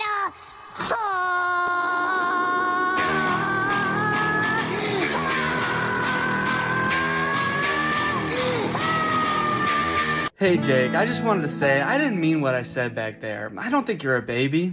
I think you're awesome. And we don't have to fight. We could just hang out sometime if you want to. Anyway, here's a funny video I found. Yeah, I think it's perfect. And I think it's ready to post, and I'm not worried at all about what people will think when I post this. So I think after I create all the TikToks, we can take a look at some of the responses to them. Okay, next TikTok. My daughter being in a toxic relationship. Hashtag POV, a pack sticks up for each other. Okay, so I guess this genre is just fantasizing about having like a teenage child and something awkward or scary happening with that child. And also you have to look really badass and you do have to be part dog. Got it, can do. Before I film this one, I actually have a much more important POV I need to film first. POV, that moment when you're sponsored by Opera. Opera makes other browsers look like that evil boy in that last TikTok. All alone and useless. Meanwhile, Opera looks like the family because Opera has so many useful features built in that it's so much more than just a browser. You've got Aria, Opera's native browser AI, which lets you get clear answers instantly. Highlight any term on the web and ask Aria to explain it. The great thing is Aria is connected to the web and can provide real-time information, unlike a lot of other AI models. Tab islands are huge for helping me stay organized while I'm working on a video. If I have several TikToks open, a couple of Google Docs, email, I can collapse them into context-based groups automatically. I don't know what accent this is supposed to be. One thing I didn't even realize I needed until I got Opera was a built-in ad blocker. It makes articles look so much more clean, which actually makes my videos look better, because when I screen record an article, there's not distracting ads all over the place. And it's super easy to turn on with just one click. If you're working on multiple projects at once, you can create entirely separate workspaces that you can switch between easily using customizable buttons on the sidebar. I don't like having a ton of browser windows open at the same time. It's super distracting and hard to sort through. So in my opinion, this is a much better solution. So if you want to check out Opera, then use my link below to download Opera today. Thanks to Opera for sponsoring this video, and thank you to you guys for checking out Opera. Now let's film this TikTok. Okay, so I've been thinking a lot about how I could make this TikTok kind of my own, you know? Take everything I like about the toxic daughter boyfriend TikTok and amplify it. So first thing we're gonna do is the amount of family that shows up. I liked how much it was in the first video. We're gonna double it. We're just gonna have a ton of people show up. We're gonna have the dad, of course, the brother, an uncle. Uncle's here! A second cousin, a third niece, maybe. Also, I think instead of like a toxic boyfriend, the daughter's just gonna be getting mugged. I think that would elevate the stakes a little bit higher. And then, you know, in the original TikTok, they didn't even turn into werewolves. Their eyes just turned blue, which, granted, that would be very scary if that happened to you, but I feel like they were trying to get at something there, but they didn't quite get there. So, in my TikTok, they're gonna actually turn into animals because there's filters on the TikTok that can turn you into animals. So that's what I'm gonna do. And I'm gonna do it now. So I think what would be even cooler than turning into a wolf is if I turn into a horse. And I know that there's horse filters on TikTok. I have one saved here, where if you open your mouth, you turn into a horse. So I'm gonna use this. Okay, beautiful, beautiful. I look gorgeous. And then everyone just starts turning into horses, dude. The daughter turns into a horse. Uncle's gotta turn into a horse. And last but not least, the mugger has to apologize, of course. Let's go, baby. Now all I have to do is edit this, and it's gonna be ready to go. This dad is a whole different type of dad. His name is Brian B. Toe. I thought Toe might be his last name, but the way it's spelled out in his profile actually makes it seem like Buto is his last name. I thought B was just his middle initial till I saw this just now. Say what you want about Brian, but he do be Toe. And I think there's a lot we can learn from Brian's TikTok. Stuck in a generation where loyalty is just a tattoo and being fake is a lifestyle. Where the real ones at? Man, Brian's so cool. I thought he was a teenager for a second because of how cool he's dressed. Hey guys, I'm just skateboarding with my backpack to school. I mean work. I hope my teacher is cool today. Oh, I mean boss. Sorry, I'm just a kid at heart. Also, I just got in a really bad skateboarding accident and hit my head real bad. Can you drive me to the hospital? I don't like this angle. Why is he so much higher up than us? Are we a child in this video? Are we his child? Son, where are the real ones? What have you done with the real ones, son? I'm not even sure how the caption and the video are related. They seem like totally separate things. I'm so sick of my generation. So I've decided to join yours. I'm a teenager now. In fact, I'm so young that my kids are my...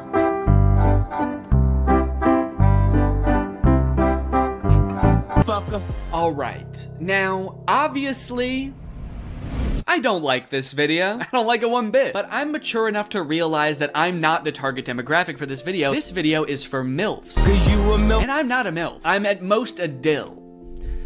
I'm just a dad you would like. And the MILFs in the comments are loving it. Yes, you still got it. Where you been all my life? Damn, my kind of guy. More power to him, I guess. The one thing that I can't get over is the setting in which he's making this video. Are you in public? It looks like he's just in the lobby of a hotel making the absolute thirstiest video I've ever seen. You need to get to your room ASAP, dude. You are too horny to be in public. I like this guy in the background. The second he realizes he's in this video, he steps out of frame because he's like, oop, I can't be in this. Oop, get me out of here. This guy's too horny. The caption is still got it, which is a little confusing to me because usually you would say that about something you used to do when you were young. Brian, did you used to do this when you were young? They didn't have iPhones back then. Who were you doing this to, man? The reason so many people are single and not in relationships today is because we're looking for that 90s love in a 2023's hookup culture. Tell me I'm wrong. Yeah, man, that's fine.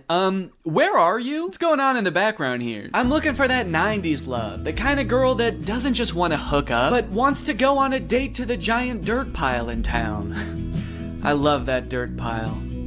I wish I could date the dirt pile, but she's taken. Hey, get out of here! She's mine! Okay, this is good research. I feel like I'm starting to get what this guy is all about. It's a lot of like pouring your heart out on the internet. Some of it could possibly be on the verge of oversharing, but he's expressing his feelings. He's looking badass while he's doing it. It's like this emotional vulnerability mixed with this cool, mysterious bravado of being alone at the giant dirt pile. Oh, oh, yeah.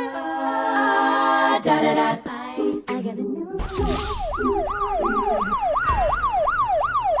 Okay, no, that's cool, man. Look, I obviously think that, you know, that's kind of a scary joke to make, but again, this video isn't for me. Oh, uh-oh. Oh God, Brian, the MILFs aren't liking it either. This guy is not funny. My first reaction, ew. Brian, you're scaring the MILFs, man. So I'm unaware of any gigantic piles of dirt near where I live. If there are any, I guess I'm just not cool enough to know where they are. So I'm here at the woods. Figured that would be an equally strange location to film this TikTok. So we've got strange location, the woods. We're going to have sort of a nostalgic / oversharing caption, which I'm still not sure what that's gonna be yet, but I can just figure that out while I'm editing it. I don't have to do that now. It doesn't have to have anything to do with the video, which is good. And then I also have to appeal to the youth. I have to try to make myself seem like a kid, which usually I'm not very good at, but I went to Walmart and I went to the kids section and I found some stuff that I think is gonna do the trick. Brian had a skateboard in his video, and so I bought a scooter. They didn't have any skateboards. I don't know if this is maybe a little bit too young for the demographic I'm trying to reach, but the box said ages 2 to 5. So I'm just gonna sort of pretend to be shredding it up out here at the beginning of the TikTok. By the way, I am like 75% sure that there's poison ivy under my feet right now that I'm very much trying to avoid. And I think I have, but my legs just feel itchy even just being near it. This was actually a horrible idea. Anyway, the hat.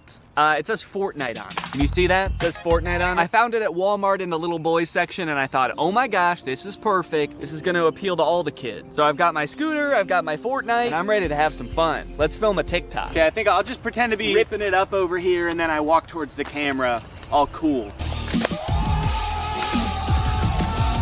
I for sure stepped in the poison ivy that time. Very cool. Why does this hat make me look like a pilgrim? It's like such a flat brim hat that it's gone past looking cool and gone towards looking like a full-on pilgrim hat. I am a Fortnite pilgrim.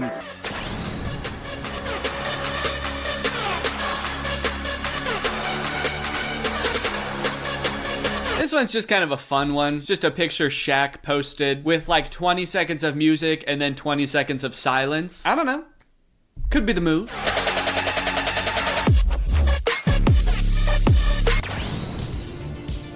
All right, this TikTok is by a dad by the name of My Life, not yours. So in case you were confused, this isn't you.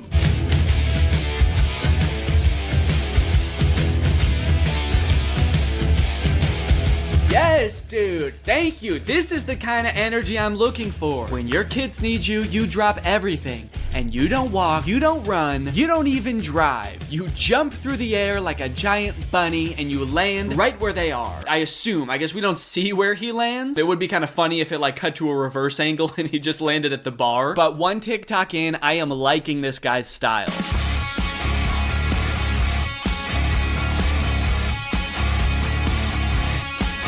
So I guess the way I describe this dad is like action hero dad, mystical sorcerer dad. Either way, he's killing it, and I really like his vibe. He's always getting himself into insane situations like this one. Happy Easter, everyone.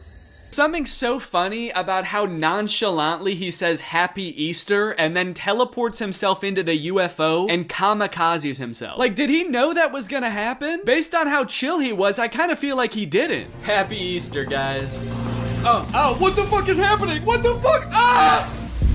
You know, I started watching this guy because he mentioned his kids, and I was like, oh, cool, dad content. But in hindsight, he actually doesn't mention his kids very often. So I guess they don't need help that often, because that's the only reason he mentioned them in the first video. He's actually kind of got a lot of other shit going on. He's always defending the Earth from some kind of cosmic threat, it seems. And after all these TikToks where he's harnessing magical powers and defending the Earth, you'd think that his kids would have some pretty nice stuff to say about him, right? You'd think they'd be pretty grateful, huh? Wrong. As dads, you know, we give and we give, but are we ever truly appreciated? No. My 7-month-old baby did this same thing to me. I was floating around in the spirit realm forever. It took me days to get back into my body. To take a step back for a second here, can we all appreciate how epic his editing is? I mean, this is pretty good. Also, the first time I saw this, I was like, holy shit, how high did this dude jump for this video? This man may be old, but he's still got it. But after watching it a couple times, I think that he's reversed the video and he's jumping off of something high onto the ground. Either that or this whole thing's real. I can't discount that possibility. I like this guy's videos a lot because I feel like we actually are cut from the same cloth in a way. I have always been obsessed with visual effects. I had a YouTube channel for this kind of stuff when I was a teenager. I would do this type of stuff, practice visual effects. I would do tutorials for effects. Hey everybody, this is Danny Gonzalez, and today I'm going to be doing an After Effects tutorial. I would watch every behind the scenes of like blockbuster movies that I could get my hands on. So I admire this dad's passion. It kind of takes me back in my own life to a simpler time. So I guess what I'm trying to say is, I'm pretty excited for this one. My favorite of his TikToks was the UFO one, so that's the one that I want to replicate. I'm gonna have like a UFO or a giant spaceship in the background right here. I'm gonna walk up and I'm gonna teleport onto the spaceship and blow it up or something. One thing I really want to replicate is how casually he did it. Like he didn't even know that it was about to happen. I think I just want to kind of like casually stroll up to the camera, kind of maybe wink at the camera. Or no, winking would imply that I know something is gonna happen. Maybe I'm just having a stroll, having a great day, and then I teleport up to the UFO. Would it be funny if I teleport without my clothes? That would really make it seem like I did not know this was gonna happen. Or maybe I did, but at the very least I thought I'd be able to bring my clothes with me. Like you see me teleport and my hoodie is still here and it just drops to the ground. And then how should it start? Should it have something to do with like when my kids need me or something like that? The caption could say something badass like when our way of life is threatened, I'm the man for the job. And then I teleport buck naked up to the UFO and am immediately shamed by the aliens for my tiny butt. All right, let's try this.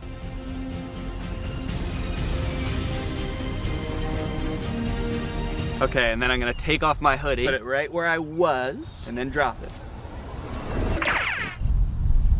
Okay. There was a person walking by while I was doing that. What do you think she thought? What sense could that possibly make to the average person? Maybe she knew what I was up to. She did look kind of older. Maybe she has a husband that does this kind of thing. All right, well, I'm happy with that. Also, TikToks have been recorded, edited, and posted. Let's see how people responded to that. We're gonna go from the least viewed video to the most viewed video, starting off with Addison Ray's. Some sort of grand gesture that wins over both the director and the girlfriend? No, obviously not. That would make too much sense. London Clash gets the role because the director happened to see an Instagram live stream where London Clash gets punched in the face by Dennis Rodman, and the director just assumes that London Clash did that because he wanted to like impress him or something. It's a whole other plot line that I didn't really go into in this video, but it doesn't make any sense in the movie either. So he's got the role, now the only thing left is to get the girl, which he does by sending her a text at the diner being like, can we talk? And she's like, sure. And so they're driving to meet each other. He's texting her the whole way. He's texting and driving, and they get into a car crash, and then they are both paralyzed.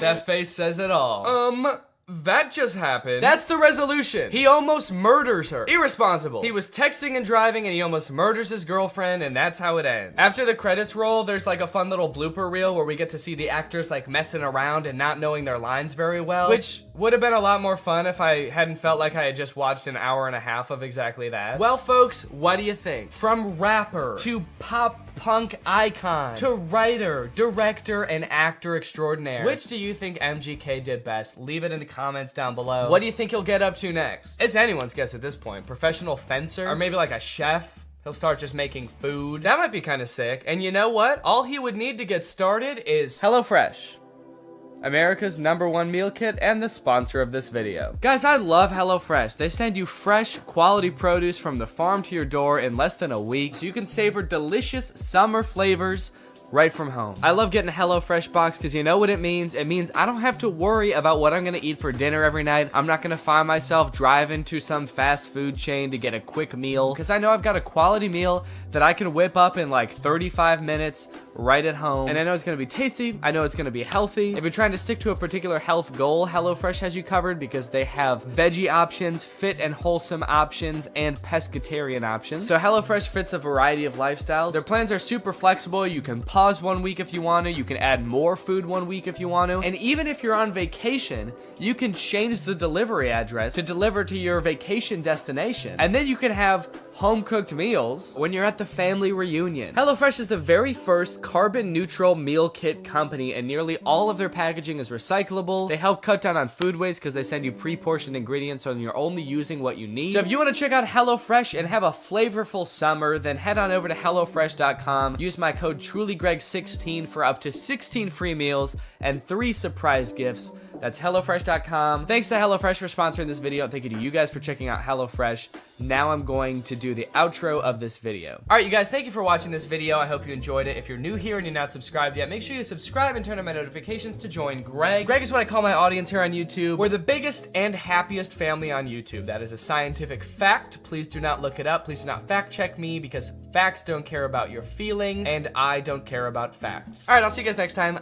Bye. What's up, Greg, and welcome back to another episode of But Dads Are Back. You are not the father. Yay! That's right, this is another installment of everybody's favorite series where I look at really strange ads for mobile games. There's this one that seemed to go viral on Twitter a couple days ago that like everybody's been tagging me in, so I figure, you know what? I might as well bring back the series for an episode to talk about it. This video has 300,000 likes and 8 million views on Twitter, and guess what? I've got beef with them. I have a pretty significant beef with these ads, and I'll explain why, but first, let's just go ahead and watch the ad that everybody's been tagging me in. To be fair, I did have to watch this multiple times for it to make sense to me, so I'm gonna walk you through it. That way, nobody gets lost along the way. So the ad starts out with very little context. It's a woman in a wedding dress. She's crying, and she's taking a taxi home, only to find out that her house is burnt down. Right away, so much backstory that I feel like I'm missing. The first time I watched this, I'm like, are we in the middle of an ad right now? Is this the beginning of the ad? Am I supposed to have watched other ads before this? But rest assured, I've watched a bunch of other ads for this game, and there is no context to be found. There is no explanation, so you just have to accept that this woman is having a very bad day. Then she gets a call from her grandma, and it looks like her grandma comes over to like comfort her for whatever happened at the wedding. I don't know if her fiance like stood her up or died, or if she stood him up or died. While she's being comforted, it also looks like she's holding a picture of herself from the wedding. I don't know what that's about. Maybe it's supposed to be the grandma's wedding photos, and she's showing her granddaughter like, look at how happy I was at my wedding. Aw, your fiance stood you up and died at your wedding? Oh, I'm so sorry, sweetie. Look how happy I was at my wedding, though. Look at all these pictures. See how I'm smiling at all of them? The reason I'm smiling is because my husband was present at the wedding and alive at the wedding as well. I wasn't marrying a present corpse. He was also alive. Does that make you feel better? Are my happy memories making you feel better? Why not? Then I guess to further comfort her, the grandma gives her a house, which I guess would be a nice gift, but the house is in like terrible condition. The grandma just gives her the keys to this like dilapidated shack. I guess it's big, but is that even a nice... The Stinks. What happens when Santa gets lost in a small town just 1 week before Christmas? He's gonna have to spend it with the Stinks. Hey, come on in, we're the Stinks. We like to poop and shit. Also, Santa is a secret agent. And he's got a gun. I have a gun. Starring Dwayne "The Rock" Johnson as every role and filmed entirely in front of a green screen. I have a gun. Netflix presents Christmas with the Farts. Only on Hulu, July 7th. I mean, Netflix's like big Christmas movie they came out with last year didn't feel like a Christmas movie at all. It was a very confused movie about Santa being kidnapped by a witch who like sucks all of his powers up so she can imprison half of the population, which on its face does seem like it could be like a whimsical, fun Christmas movie. I just wish any of the people making the movie realized that, because they all just played it really serious and made it feel like a Marvel movie. Hey, Fred. Got a 5'11" male grown-up hovering by the scented candles. Keep an eye out. Yeah, we got a guy maybe stealing one candle. Can we get somebody to take him in the back and kick his ribs in? Also, Santa appears to have some kind of deal with the US military. They like escort him around with fighter jets. What does the US military get from this deal? Santa, are you making them bombs? I also feel like this movie does this thing that a lot of Christmas movies do now, where because Santa's whole operation is basically impossible, not, you know, I still believe in Santa. They try to come up with lore that explains it and makes it seem more believable. So like in this movie, instead of Santa's village just being like a dozen elves helping him, it's like an entire city. It's a metropolis. Yeah. No, that actually makes it make less sense. It actually made more sense when it was just magic. Thank you, though. Anyway, I don't really want to spend too long talking about that movie because it's pretty boring. And I also want to talk about the movies that I actually want to talk about. Dear Santa and A Very Jonas Christmas. Dear Santa also came out last year, and the premise, if you can believe it, is that a little boy writes a letter to Santa, but he is dyslexic, so he accidentally addresses it to Satan. And then Satan shows up. And it turns out he's the guy from the Minecraft movie. Yeah, very different kind of idea for a Christmas movie, but in their defense, at least they made him terrifying. Yeah, I don't know what kind of processing they did on Jack Black's face, but he looks very uncanny. I mean, he looks like a video game character. To the point where, like, he might be completely CGI. I don't know if Jack Black knows he's in this movie. And I think that this right here is what might have given me that eyeball ulcer. Young kid writes a letter to Santa, but he misspells it and it goes to Satan. So Satan, played by Jack Black, shows up at Christmas time and comedy ensues. Why did they put Jack Black in quotes? Played by Jack Black. Does Jack Black know he's in this movie? That's why Jack Black is in this movie that we made about Satan. On all accounts, this movie makes zero sense. I don't know why they made this. A child being haunted by the Lord of Darkness should be the plot of like a horror movie. Is he gonna be like his friend? Are they gonna hang out? Is this gonna be like Gooby but with an evil monster?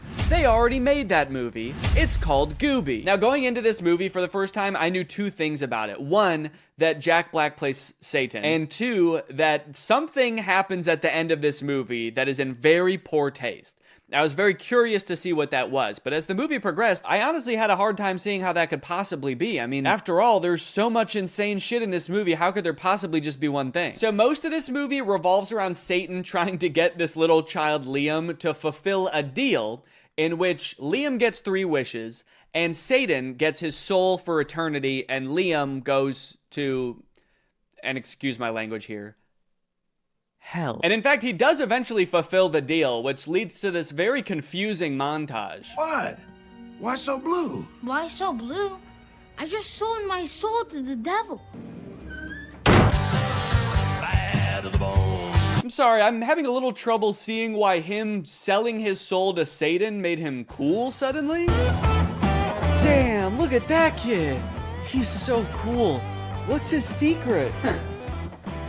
I'm going to hell. I'm going to hell. So like, does that lead to the poor taste ending? Is it Liam's parents' marriage falling apart? Is it Liam trying to use Satan to get his crush to fall in love with him? Is it this kid's teeth? Is it him wishing Satan would resurrect his brother from the dead and it happening? Oh, yep, that's it.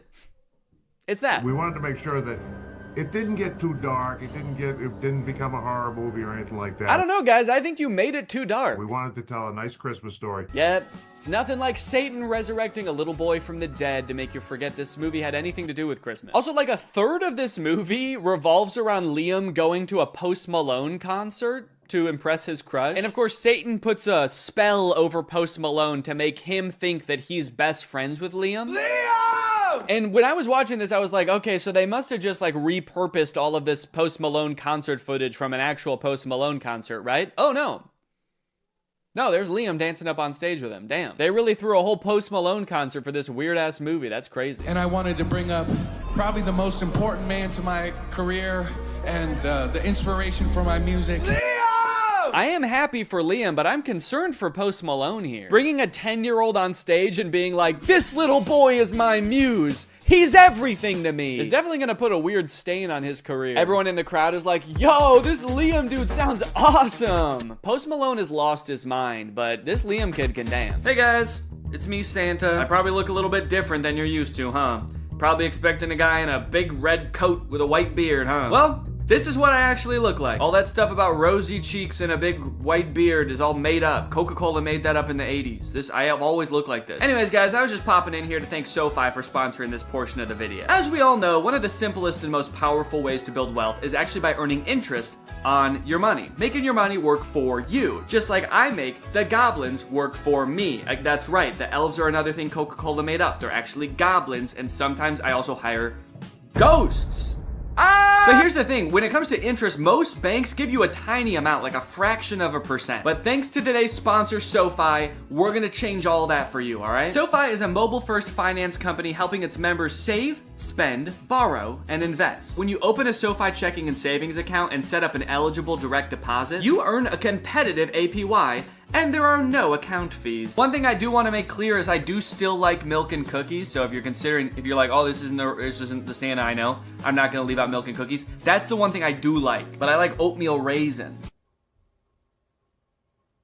I'm an oatmeal raisin guy. That means your money's not just sitting there, it's working. Every dollar you earn in interest can earn more dollars in interest. Over time, that's gonna really add up. You'll even get paid up to 2 days early with direct deposit. And you can access additional FDIC insurance up to $3 million on deposits through a seamless network of participating banks. For a limited time, when you open a new high-yield savings account, you can get up to a $300 cash bonus and a 0.7% boost on your savings APY with eligible direct deposit. Terms apply. So start putting your money to work like I put those geese to work pulling my sleigh through the air. That's right, reindeer can't fly.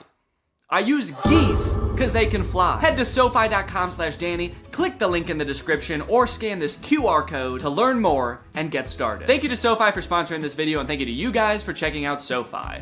Merry Christmas! I just laugh like that. Now, I got a lot of requests to talk about this Jonas Brothers Christmas movie, A Very Jonas Christmas. And the movie definitely lives up to the title. Almost this whole thing is about the Jonas Brothers. So this movie is about Nick, Joe, and Kevin having like one last concert in London before they have to fly home for Christmas with their families. But due to a series of goofy hijinks, they get stranded. And at one point in the trailer, it looks like they even get lost in the woods in Europe. When I watched the trailer, I was like, how the fuck are they gonna get lost in the woods? There are no airports there. So when I first heard about this movie, I was very excited to watch it. I think the only other movie I've ever seen these three brothers in is Camp Rock, and that movie was very easy to make fun of. And I don't really even think they've made many movies since Camp Rock. I mean, on Rotten Tomatoes, Nick's picture looks like it's from like 2013, Joe's 2015, and Kevin's 1978. Also, look at the poster for this movie. Is this about them trying to get home for Christmas or assailing a foreign dignitary to assassinate him? We got Nick in the car, Kevin in the train, and Joe is definitely gonna die up there. Oh yes, there's no doubt about it. This movie is gonna be pretty bad. Let's look at what it's got on IMDb. Oh, a 5.7. Okay, that's actually better than I would have thought. What about Rotten Tomatoes? 92? Wait, it looks like people actually really like this movie. And look at this dad on TikTok. He's losing his mind laughing. Did the Jonas Brothers make a good Christmas movie?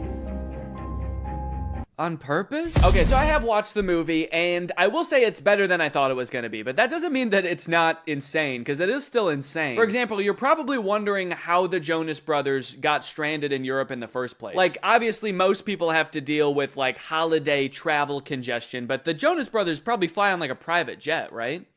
They're not dealing with regular air traffic. Well, like I said, they just finished their tour. They're anxious to get home to their kids. It does kind of seem like their kids aren't really that anxious for them to get home. I'm gonna be home tomorrow and I'm gonna take you skiing just like I promised. And she could care less. That does kind of lower the stakes of the movie a little bit, that they're like, guys, what are we gonna do? We've got to get home for Christmas. Our kids need us. And their kids are just like, nah, we're good, man. Don't worry about it. We have really healthy attachment, so we're not gonna fret too much about it. Don't do anything too drastic. How about we get lost in the woods and eaten by wolves? Well, Nick and Kevin are anxious to get home, actually. Joe is a little bit sad that tour is over because he's gonna miss his brothers. So he starts unknowingly venting to none other than Santa himself. Nothing like Christmas to help a family rediscover its magic. Except our Christmas plans are to get the hell away from each other, so. Oh, that's not good. That's not good at all. Hold up. They want to get home for their kids on Christmas? No. Santa cannot allow that. Santa hates kids. So Joe walks away, and Santa is upset that the Jonas Brothers aren't going to be spending Christmas together. So he comes up with a brilliant plan. Nay, a perfect plan. Nay, a terrible plan to keep the Jonas Brothers together. Christmas spirits, I've seen something tragic. These boys shan't get home till they rediscover their brotherly magic. Unless they decide to spend Christmas with each other, the spell will keep brother stuck with brother, stuck with brother. I mean, that's wild. Is that a thing that Santa does? He casts spells like a witch? Dang, maybe I take back what I said earlier. Hey, come on in, we're the Stinks. We like to poop and shit. No, not that. The thing about the magic. It actually made more sense when it was just magic. Thank you, though. Yeah, that. Don't worry, though. The consequences of his spell aren't anything too crazy. After all, Santa Claus works in subtle ways. Holy shit! Santa, did you check to make sure there weren't people on there? Let's have a moment of silence for all the people on that plane that involuntarily volunteered their lives for the greater good, helping the Jonas Brothers reconnect.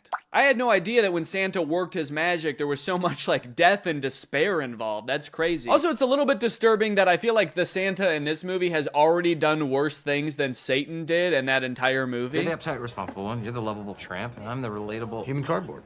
Forgettable Curly, the world's most unlikely rock star. Not Nick or Joe. The one that still lives in New Jersey. Dang, they are really leaning into this ragging on Kevin thing in this movie. Like, damn, I know this is a thing people joke about. I know I've written a whole song about ghosting the guy, but you guys are his brothers, dude. Feels different when you do it. This movie is also a musical, which is kind of fun. A lot of the songs are very catchy, like Coming Home This Christmas. Unfortunately, music labels have been like very strict about copyrighted music on YouTube, so I can only show you like a tiny little snippet of it. Now, one thing that made it kind of tricky to write a video about this movie is that they do this very self-aware thing where anytime like a goofy plot detail comes up, they make a joke about it before you even get a chance to think it in your head. Wait, they're getting to the train station just barely before their train, but they're gonna stop to sing a song about it? That's kind of... You think we have time for a song? Yeah! Oh, they already... Okay. But isn't this whole plot just the plot of a bunch of Christmas movies? Have you ever seen a Christmas movie? It's literally the entire plot of the film. Damn, they're good. Who knew the secret to making a flawless movie is just pointing out all the flaws before anybody else has the chance? Honestly, it is a pretty good tactic if your sole goal with the movie was making it really hard for commentary YouTubers to make videos about it. But it does feel very defensive, and it also kind of gets old to, in every scene, be like, yo, this is kind of weird. What is going on here right now?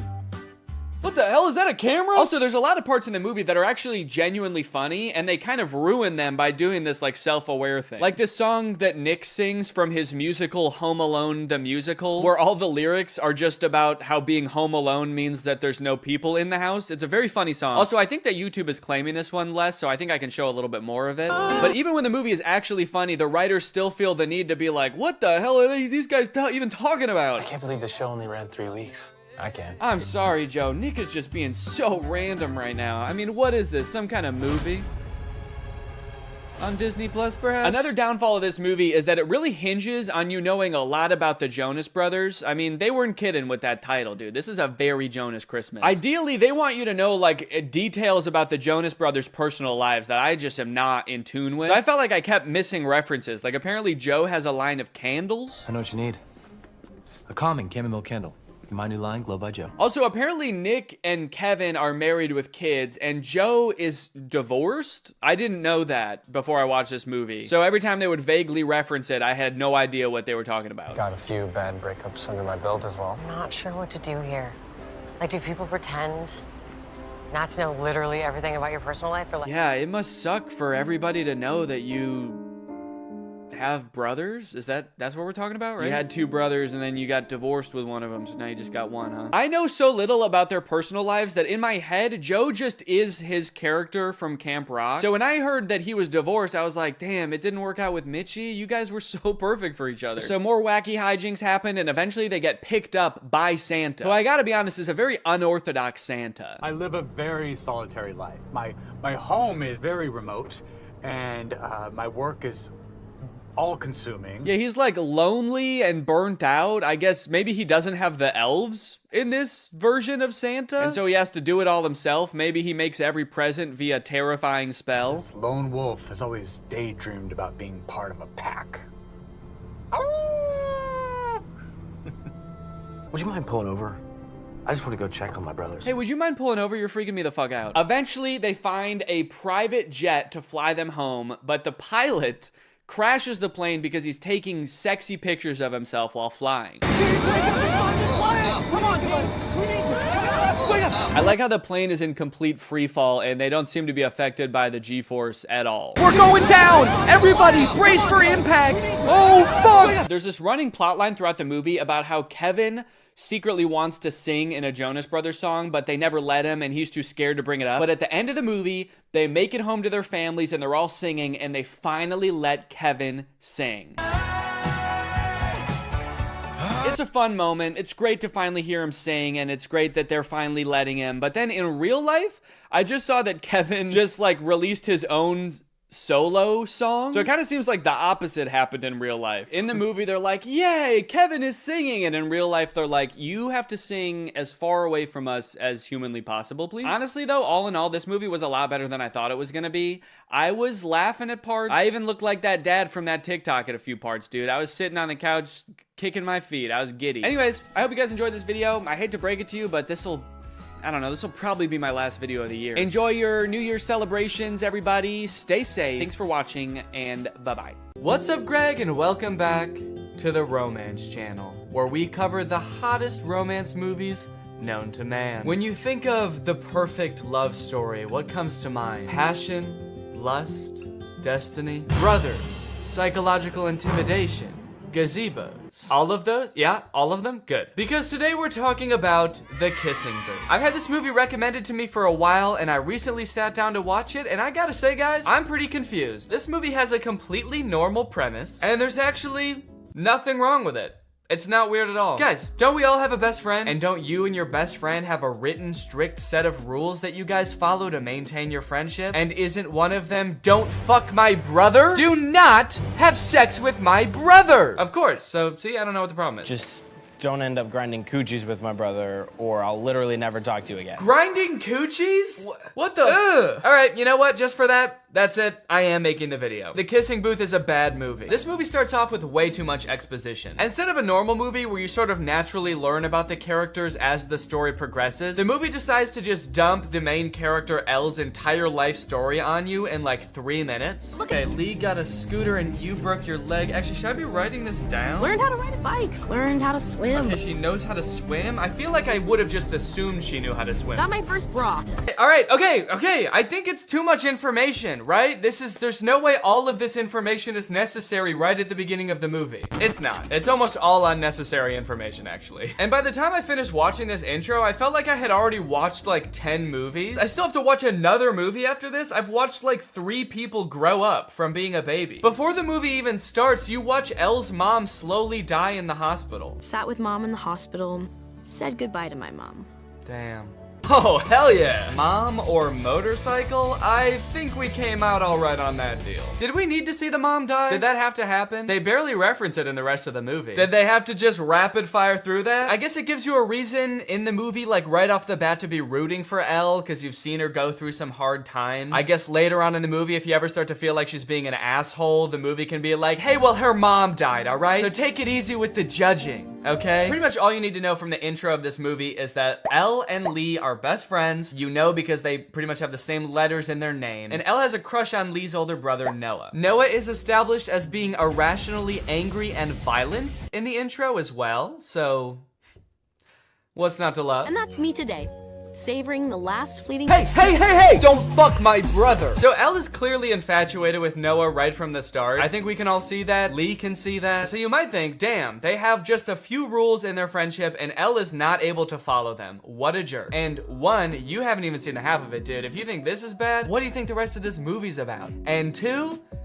easy with the judging, dude, all right? Her mother passed away. I do find it interesting that the rule says, like, no dating either of our relatives. This rule was clearly made just to keep Elle away from Noah. Elle's only immediate family in this entire movie is her dad, who's like 50, and her brother, who was probably like 2 when they made these rules up. Her mother, I don't know if you know this, but she unfortunately did pass away, so she is not in the picture anymore. So did Lee propose this rule being like, hey, so, if you stay away from my brother, then I, a child, won't fuck your dad? Deal? One day while getting ready for school, Elle rips her pants and has to wear the only other option that the uniform allows, which is her skirt, which is a little bit too short for her comfort, and she ends up getting groped by a jock. Luckily, Noah, who we've established as being very violent, jumps in to beat the shit out of the jock. Noah! Kissing booth! Oh, shit. I love how they both say it at the same time. That's such a specific suggestion. It's almost as if they've done this before and they think of kissing booth as like the solution to every problem. Her mom was in the hospital earlier and Elle's like, damn, if only we could heal my mom with some kind of kissing booth! The doctor's like, you two need to get the fuck out of here. Obviously, that was the first thing we tried. Before Elle and Noah can get together, though, we need to find a little bit more out about Noah. Like, who is this main love interest? We know that he's violent, which is awesome. But the movie also has to show us how manipulative he is. You see, it all starts with Elle exploring some other love options at school. For example, the man that groped her earlier. Calls her kiddo? Gross. Lock this man up immediately. You still got a lot to learn, kiddo. Like, for example, how fucking crazy I am. You have no idea. You have no fucking clue. But you're gonna learn today. I'm naked, baby. The Flynns are a very controlling family, aren't they? Like, in Elle's friendship with Lee, he's made all these rules that he has to follow. Like, don't fuck my brother. And now Noah has rules like don't fuck anybody else. It's an entire family where they're like, hey, who are you gonna fuck? Who is that? Who is that? Don't fuck him. Fuck me. No, don't fuck me. That's not allowed. So the kissing booth is coming up, but Elle is having a little bit of trouble getting people to volunteer to work at the kissing booth, obviously, because that sounds gross as hell. Need peeps to work our kissing booth. It seems like she started texting people that don't even go to her school. This guy? This like bald middle-aged man? Is that a teacher? Whoever he is, he thinks that it's hysterical that she would even ask. She's got Abraham Lincoln in here, Frida Kahlo. This girl has quite the contacts list. I do respect Abe for his honesty though, you know, I guess that is what he was known for. But I understand his reservations. He has not had good luck with booths in the past. After a few more uncomfortable scenes of Noah protecting Elle from herself, it's time for the kissing booth. Since they're short on volunteers, when it comes time to actually do the kissing booth, Elle ends up having to step up to the plate, and Noah, our sweet, violent Noah, decides, you know what? Fuck it. I'm going in. The fuck did he come from? Was he just lurking beneath the sand to jump out? Don't make me beg. Ah, she said no! Leave her alone. Noah's a really confusing character in this movie because they kind of portray him as this like popular guy that gets all the girls. Whenever he's not talking to Elle, he's like making out with some other girl or like talking to the popular cheerleader girls or whatever. But he like, other than that, doesn't seem to have any friends or like a social group. The only time he interacts with the other guys in his grade is to threaten them, apparently. For this entire party, before this happens, they just show him kind of like lurking alone in a corner. Apparently she's pretty into. hell, wait! The Hollywood sign at night. You guys ever been to the Hollywood sign at night? Great place to make out. Great place to get eaten by coyotes, too. I feel like a lot of people don't realize the Hollywood sign's like in the middle of a nature preserve. I think there's like mountain lions and shit up there. A coyote comes out from behind the Hollywood sign and is like, fucking by the Hollywood sign again, huh, Noah? This man's got some game. All right, guys, get out of here. I'm gonna have to eat your asses. I love that his secret spot to come and be alone is the Hollywood sign. Yeah, don't worry. I know a little place where we can be alone. It's called Times Square. We'll have a little more privacy up there. From there, their relationship blossoms. They go on dates all over town. They're sneaking around, trying to make sure Lee doesn't catch them. The actor who plays the dad feels like he's from a completely different movie. Everyone else in this movie are these like beautiful, like model actors. This guy looks like he's from like a crime drama or something. He's a lot more like rough and rugged. He's very sour and sad. I guess his wife did just die, but that's pretty much seems like his entire character. He's not even like wearing the same type of clothes as the other characters. There's another scene where like all the other adults are wearing these like nice suits and he looks like he just like rolled out of bed. Everyone else in this movie is like, what are we gonna do? We gotta not break rule number 9 and oh, this is so hot and fun and sexy. And he's like, every night I stare at my reflection and I don't know who I am anymore. Every time I look into your eyes, I see my dead wife. Oh my God, what did you do to Lee, you monster? Also, how long have they been in the car? I swear they've been in the car for like 5 minutes. How did she not notice? Was he just sitting there silently the whole time? And he's like 8 feet tall. How did she not notice? I'm just trying to picture this. So Elle gets in the car. Noah's already sitting there completely silent in a Batman costume. They pull out. He says nothing. He's just sitting there. Something doesn't add up. And by something, I mean the whole movie. Anyways, the movie ends with him going to college. Yeah, he doesn't stick around. He just goes to college and that's how the movie ends. Doesn't that suck? They don't even get to go on like a real date as a real couple. He just goes to college and then the movie ends. All right, well, that concludes our time together today. You guys, thank you for joining me. I hope you enjoyed this video. And if you're new here and you're not subscribed yet, make sure you subscribe and turn on my notifications to join Greg. Greg is what I call my subscribers on YouTube. So if you want to join Greg, just hit that subscribe button and hit that notification button. And then before you know it, your name will be legally changed to Greg. All right, I'll see you guys next time. Thank you. What's up, Greg, and welcome back to another episode of Boomers Getting Fooled by AI on Facebook. Gang, there is an epidemic going on right now. While we all grew up with our parents telling us not to believe everything we read online, it is now time for us to return the favor. It is time for us to warn them that 90% of the content they see on Facebook is not real. All this started for me when I got this image on my timeline. Now, to the average person, this might look like your average great photograph. After all, dogs do this sort of thing all the time. But being the internet sleuth that I am, I was a little bit skeptical. For one, what are the dogs doing right here? Like, what is that? Are they chewing up some kind of pillow or animal carcass or something? Hey guys, my 6 golden retrievers paused in the middle of tearing apart a deer carcass to pose like this, completely unprompted. I gotta admit, this is a pretty great photograph, but also I am very scared. I'm worried they're performing some kind of ritual. So this image doesn't seem right with me, but nobody else in the comments seemed to notice it was weird looking, so maybe I'm just crazy. Connie said, absolutely gorgeous. And then someone replied to that and said, you looking good in your picture. And a great comment. Whoa, dude. What? What a weird time to shoot your shot, dude. That was so out of the blue. Yeah, and actually, you know what's hotter than those dogs? You.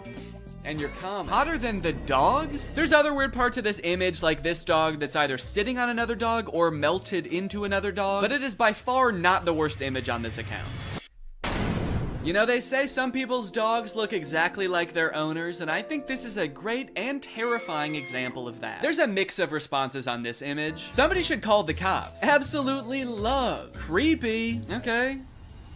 Kinda mean. Look, I think we can all agree it's a terrifying image, but that baby did not choose to be born half dog, okay? He was probably cursed by a witch. Please be nice to him, he has enough to deal with. Plus, you haven't even seen this full image. You'd be really creeped out if you saw that this dog actually has human feet and ass. As I began to click on these AI-generated photos on Facebook, I started to get recommended them more and more to the point where now, when I go on Facebook, it's pretty much just AI-generated content. This is another account that I found that posts images like this. It always seems to be a child sculpting something very impressive out of trash. And the people in the comments just eat this stuff up, dude. Great work. Keep it up. Great talent. Nice one. Thanks. What do you mean, thanks? Did you ask the kid to build this? Oh, finally. The kid I hired to build me a car is done with it. I can't wait to drive it around. I am 2 feet tall and a caveman, so this is perfect for me. All of the images in this genre give off the vibe of like, oh, look at this poor kid. He probably lives in a rural African country. He's probably poor, doesn't have many resources. But despite all that, somehow he is an incredible sculptor. Somehow he's defied all logic and found 1 million cloves of garlic to recreate the Titanic with. Could you do us a favor, guys, and just toss him a like? Could you just do it or he'll cry? They're like baiting you into feeling bad for them and thinking they're cute so that you'll engage with the picture, obviously encouraging them. But I gotta say, honestly, this kid, I don't feel bad for him at all. This kid has so much garlic. This kid is like a garlic kingpin. You know this isn't all of his garlic either. He's probably got a garlic Lamborghini, a garlic mansion where he parks this garlic yacht. He's living better than me. This dude is the garlic Mr. Beast. Not to mention he's way more defended against vampire attacks than any of us. Great work. Beautiful artwork. Where does he get all this garlic from? Okay, it is nice to see people questioning the validity of this image. Part of me does kind of think that they're not actually questioning whether the image is real or not. They just legitimately think that he got the garlic through nefarious means or something. I'm asking myself the same question, and garlic is expensive. They're turning on the kid. Thief! A garlic thief! This kid is stealing garlic from people who need it. Must have some pretty big pockets to steal all that garlic, young man. That must be why your arms are so long. You use them for sneaking and stealing. I'm Sam, and I made this from real wood. Great job, Sam. Totally normal house. Has all the features of a regular house. Nothing more and nothing less. Guys, toss Sam a like if you don't think his house is going to eat him. I'm trying to figure out what was happening here. How did the AI come up with this? Do you think the prompt was like kid standing in front of a little kid house? And the AI was like, little kid house, huh? Say no more, I know what that means. It's obviously a house with the soul of a small child imbued within it. It's beautiful and so well designed. Yeah, I mean, honestly, aside from the fact that there's no way to get in or out of the house, it's the most beautiful sentient house I've ever seen. I collected bananas to sculpt this bunny. And this person says, you know, you can eat them too. Those bananas you're using to sculpt the bunny, you might think that God just placed them here on Earth to sculpt with, but take off the outer peel and you'll be surprised. Now, I gotta say that usually I would agree with this person, but these bananas actually do not look edible. I don't know what's going on here, but these are not normal bananas. In fact, this whole thing kind of just looks like one mutated banana melted together. I don't even think this kid sculpted this. He just found a banana that already looked like a bunny. Wow, look at this kid. He sculpted Jesus sitting on a whale out of well, I'm not exactly sure what any of this is supposed to be. Are these diamonds? And then these are like, I don't know, these look like the containers that dishwasher pods come in. Very interesting material choices. Wow, look at this local impoverished child who made a Jesus sculpture out of only 1 million diamonds and other precious gems. Guys, toss him a like. He doesn't have much else. Made it with my own hands. And oh God, what a toll it took on this poor young child. He does not look so good, man. Made this with my own hands. And eyes. He took my fucking eyes! Now, all things considered, these images I've shown you so far are actually pretty tame, and the deeper and deeper you go into these accounts, the more insane they get. It's like they had a prompt that they used to generate the first few images, and then they just keep adding on to that prompt, making it longer and longer. But before I show you those images, I do want to take a moment to talk about today's sponsor, Opera. Opera is a browser that puts all default browsers to shame with its fun look and a ton of great features. And it's actually the browser I used to browse Facebook for this entire video, and let me just say, this thing browses Facebook like nobody's business. Just like AI images on Facebook, another thing ruining the usability of the internet is ads, plastered all over an article you're trying to read, trying to pry your attention away from what you're doing. I feel like I need blinders on sometimes when I'm using the internet. But Opera has an ad blocker built right into the browser. Just switch it on with one click, and suddenly web pages look so much nicer. Not to mention the fact that they also actually run smoother and faster with the ad blocker turned on. Like to listen to music while you're working?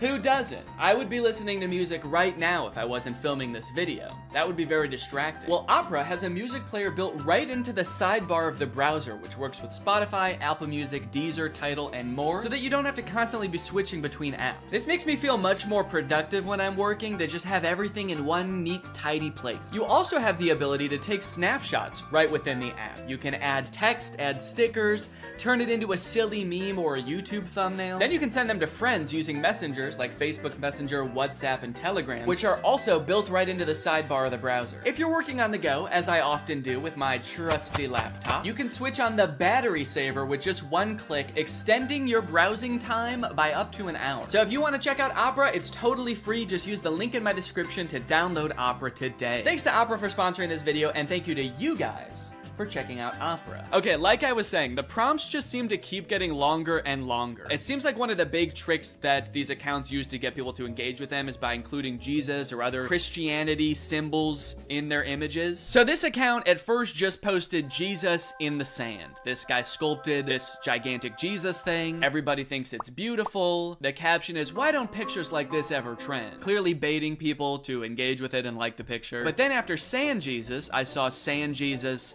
on a log. Then I saw Sand Jesus on a log on a guy. Then I saw Sand Jesus on a log on 20 guys. Is there an AI that is also coming up with the prompts in the first place? Because like, who is coming up with these? These don't even seem like something a human being would come up with. Like in this one, why is Sand Jesus holding a smaller Sand Jesus? And why is he on like a runaway log? Like this guy is like, "Oh no, my Sand Jesus on a log with another Sand Jesus. It's getting away." Say what you want, but this is definitely my favorite part of the Bible. Another interesting thing about these pictures are the comments. Like all of the comments on the vast majority of these images is just amen, amen, amen, amen, amen, amen, amen, amen, amen, amen, amen, amen. No questions, no concerns, just amen, amen, amen, amen, amen, amen, amen. Construction worker making Jesus using only a hammer. Amen, amen, amen, amen, amen, amen. There's an entire genre on Facebook of AI generated images of Jesus made out of vegetables. And then show this on the screen with like a scary sound effect. Dun, dun. And you'll never guess what the comments are. Amen, amen, amen, amen, amen, amen. On these images, you will not find a single comment questioning what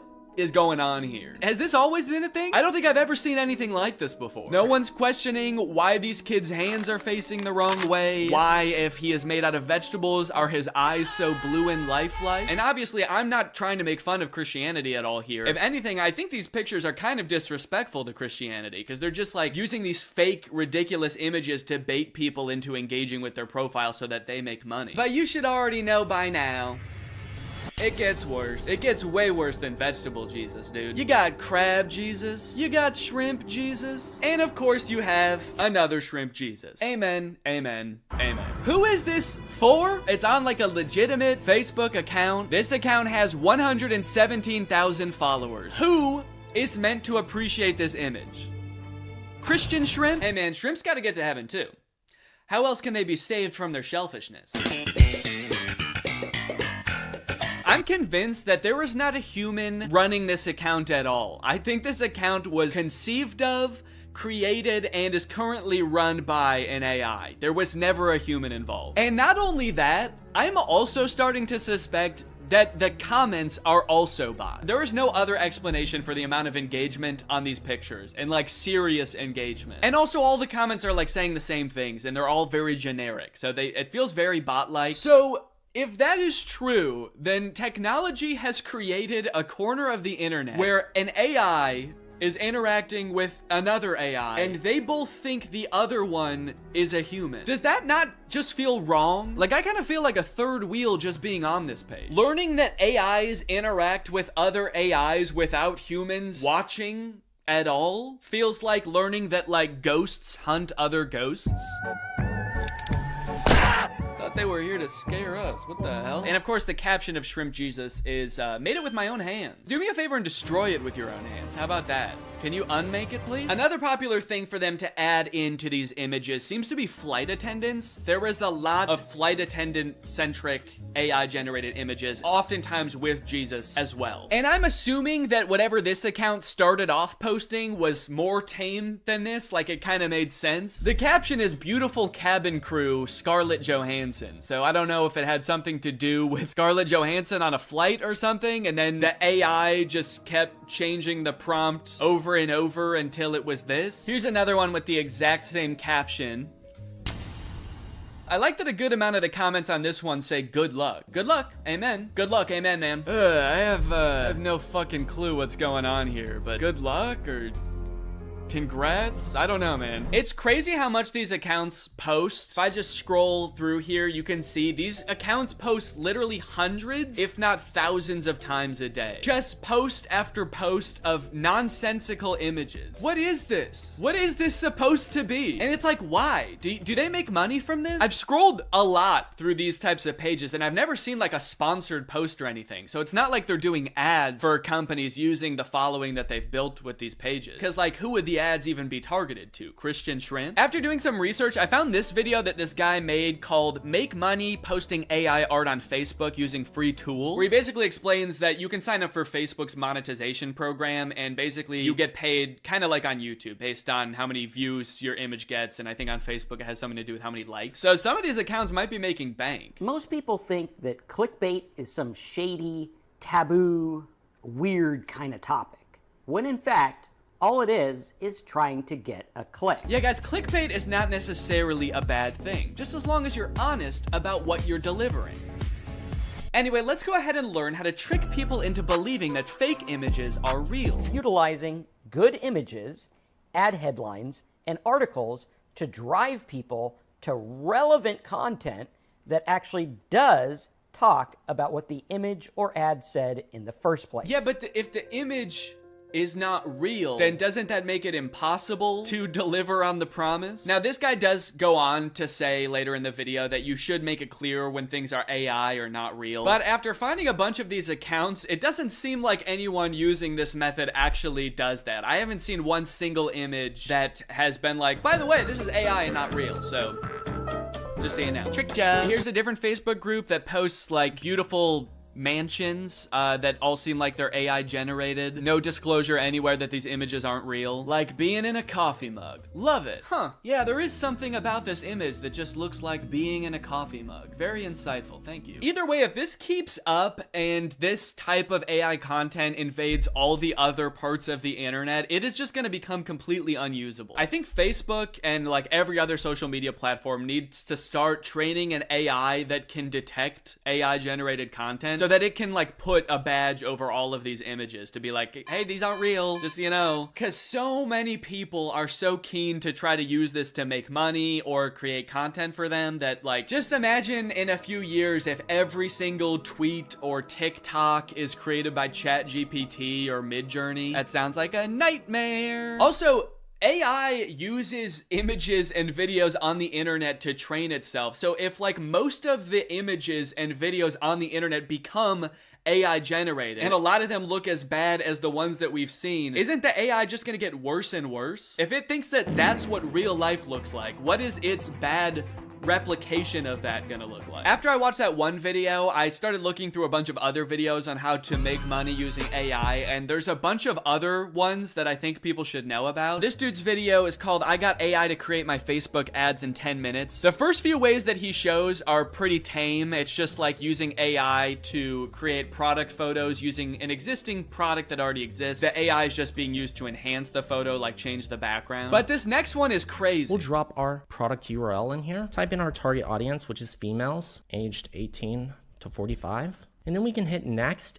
And then it generated 2 ad copy examples that we can use. So he just gave this service the product description that he's trying to advertise. It came up with a script for him. And now it's going to use AI to have this random woman lip sync the AI generated dialogue. Spa day, meet the mocktail wash, my intimate savior and relaxation partner. I don't know who this woman is. I assume that she must have like licensed her likeness to this service. I hope she did. But even still, I feel like you have to be super careful as an actor if you're gonna be licensing your likeness to a service like this, because you could end up advertising anything, and that's kind of terrifying. Okay, here's another tutorial about a similar method. Today, I'm gonna show you how to make ads like this or this completely with AI, and what I'm about to show you is scary. It's crazy to acknowledge how scary a tool is, but then your first thought is like, well, how can I make money off of this? Top 10 scariest ways to make money. Number 1, fake AI ads. Let me go ahead and show you how to make them. What you're gonna wanna do is go to this website, and then click on new project. So he shows this ad for his website that sells licorice, which has gotta be like the most whimsical business idea I've ever heard of. But he reveals after the ad is done playing that like half of the people in this ad were AI. Or at least like the video was real, but their lips were AI and the dialogue was AI. Some of the creators in this ad are AI. Hey, entrepreneurs, have you ever wondered why testimonials like this work so well? How, like, it's because people assume that the people on their screen are real people talking about a product that they genuinely enjoy, thus giving the product more credibility and maybe generating fake videos of fake people endorsing your product who have never experienced your product because computers cannot eat licorice is maybe a little bit unethical? I'm kind of starting to think that this guy doesn't care. And that he thinks that we're all dumb. When we are speaking to people on the newsfeed, they are in their dumbest, most stupidest, dumbest state. Don't worry if you feel bad lying to people, guys. They're actually really dumb, so it's okay. Obviously, clickbait and scams and fake product testimonials have always existed and will always exist. It just sucks that it seems like it's becoming so much more accessible and a whole new generation of business owners are choosing to adopt the practice. AI is a really broad term, and in most cases it's a tool, and I've seen like artists use AI as a tool to improve their workflow, not just like using it to type in a prompt and use the result as an end product, but like use it like you would use any other tool in Photoshop. So if it's making artists' lives easier, I think that's one thing, but to use it to trick people or create the most bland or disturbing content I've ever seen on Facebook is super disappointing. And I'll be the first person to admit, like, it is cool that this technology exists. It's cool that computers can even generate such realistic, albeit horrifying images in the first place. But can we not just pause for a second to think about how doing stuff like this is gonna make nobody trust anything anymore? Or at the very least, the entire internet is just gonna become unusable because it's just gonna be bots interacting with other bots. Can someone make a movie like the movie Her, but it's actually just two robots falling in love and they both think that they're falling in love with a human? That's gonna be big with this new internet, dude. Anyways, I hope you guys enjoyed this video. If you're new here and you're not subscribed yet, make sure you subscribe and turn on my notifications to join Greg. Greg is what I call my subscribers. So if you're not Gregged up, go ahead and smash that subscribe button and absolutely obliterate the notification bell. I'll see you guys next time. Bye-bye. What's up, Greg? I hope you're having a great day. Today, I have a very special video for you guys because I am joined by Chad Chad. Hey. Chad Chad is waving, and she's dancing, and she's so happy to be here. I actually can't see her because of the way that this call works, so... I think you're gonna be shocked at the dance moves that I just pulled. I practiced them before I came on here. That makes sense. And if they're not, I'll just edit them so that they are really cool. Okay, well that won't be necessary, but okay. If you feel like you need to do that. I do. Okay. Well, I'm gonna go. Chad, I've got a really exciting video topic for us today. Have you ever seen this account? It's called Fabiosa Animation. Well, I'm still looking at your Audacity. What? So, yeah, I have seen this before, actually. Oh, God, no. Can you see Fabiosa Animation now? My fiance married my sister. Yeah. Okay. Yay. You have a lot of bookmarks. What, these? Those. Are you impressed? No, I'm stressed.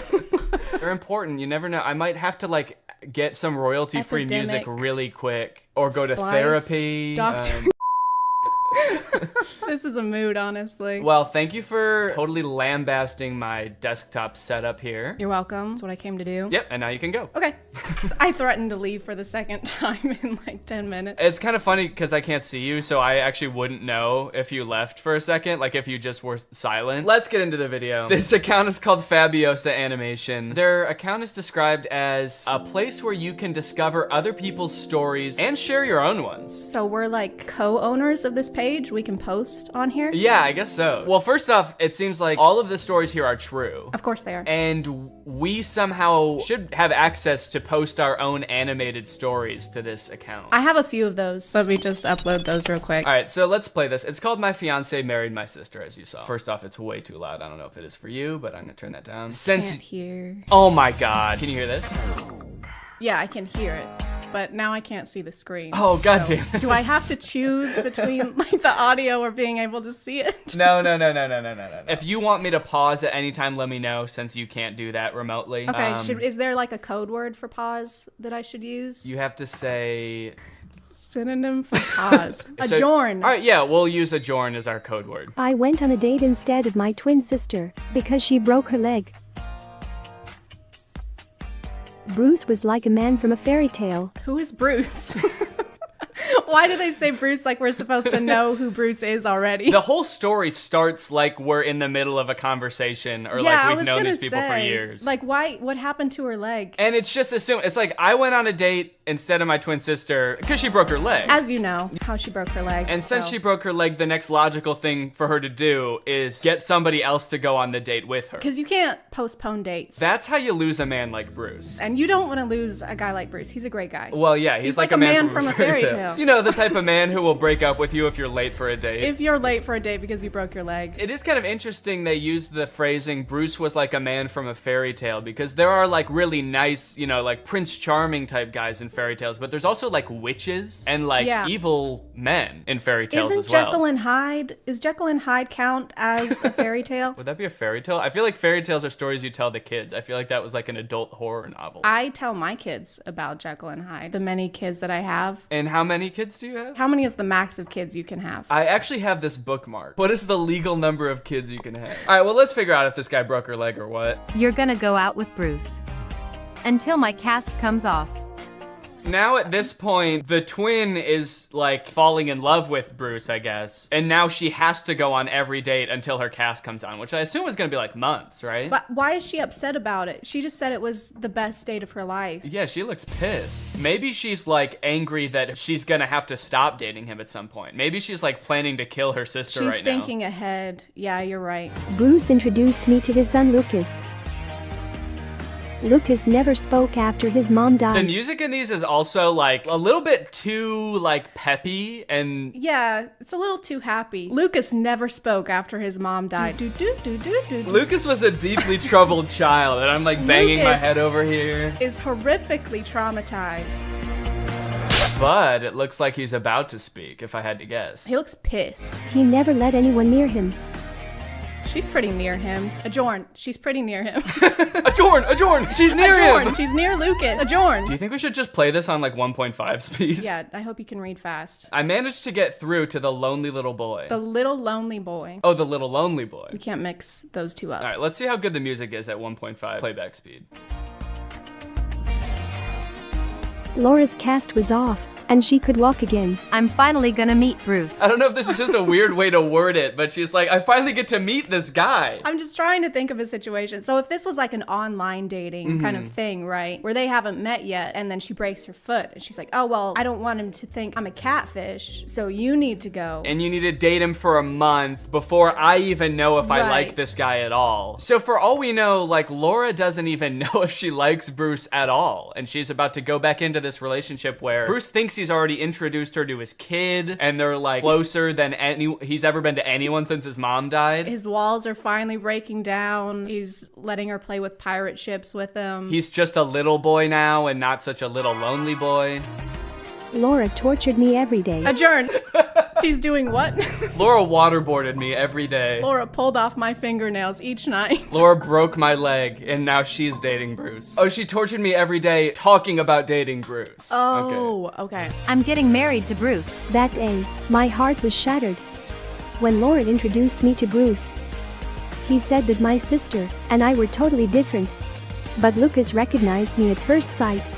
a joint. I only know one of the twins' names, Laura. I'm just gonna, is it Laura and like Laura part 2? Well, it's Laura and me because this story is like from her perspective. So she never says her name. So this is us. Yeah, this is us. So Lucas is not a little lonely boy anymore. He's a little lonely dog, I guess, that can smell the scent of us and know that it's the true us, the true Laura. Because this isn't how we looked when we knew Lucas. We weren't wearing these glasses before. Maybe we just smell really bad. Oh, I miss my trash mommy. Oh, you smell like shit. I missed you. Laura's relationship with Bruce went downhill before my eyes. Oh. Calm down, your god-awful son. This took a dark turn. This is messed up for Bruce and Lucas. I feel like they need like a true crime doc dedicated to them or something after this. I can't tell if it's weirder from Bruce's perspective or Lucas's perspective, because Bruce thinks this is the same person who loved his son and now is all of a sudden being so mean to him. But Lucas like kind of knows that this isn't. Yeah, he thinks this is a demon probably. And he can't do anything about it because he doesn't speak. So he's just like writing messages like, on the fridge magnets. He's like, Laura is Satan. Oh my god, that's terrifying. Call him your god apple. God apple? Call me your apple sign. Call him little Johnny Appleseed. What's his name? I like that there's one comment on this video and it's just a heart. That could say a lot of things. It's like, I love this, or like, you know, sending positive vibes, get better soon, whoever wrote this. Oh, I just realized that one of the hashtags is karma. So I wonder what's gonna happen to the bad Laura. Well, we don't really know the moral compass of the people who wrote this. Maybe Lucas is gonna get his karma finally. Lucas didn't eat his veggies one night, and then his mom turned into Satan. So eat your broccoli. Laura dumped Bruce and disappeared. In her letter, she said she filed for divorce. One day I got a call from Bruce. He had no one to leave his son with. The princess tricked the prince, and she suffered for it. Well, she's like reading him a story that is like thematically the same as what's going on in their real life. There's actually nothing. That's a blank notebook. She's just making it up as she goes. She suffered greatly for deceiving the prince. Laura was an annoying bitch. Sorry? No, I coughed. Oh, okay. Thought you said adjourn. Adjourn. Yeah, your coughs sound like you're saying adjourn. No, I don't know why. Okay, you just why cough you think like that? Adjourn, yeah. It was you. So now, if you found out this had happened to you, if you were in Bruce's shoes, would you be like, oh, thank goodness you're back? Or would you be like, why the fuck did you lie to me? No, the second one. Yeah, I feel like I'd have a lot more questions. They still haven't explained why they would need to switch places if she had a broken leg. Because you can still do things with a broken leg. Right, unless Bruce on like, right when they matched on Tinder was like, oh, thank God I finally found somebody that doesn't have a stupid broken leg. On the requirements, it says, don't message me if you have broken legs. I'm sorry I lied.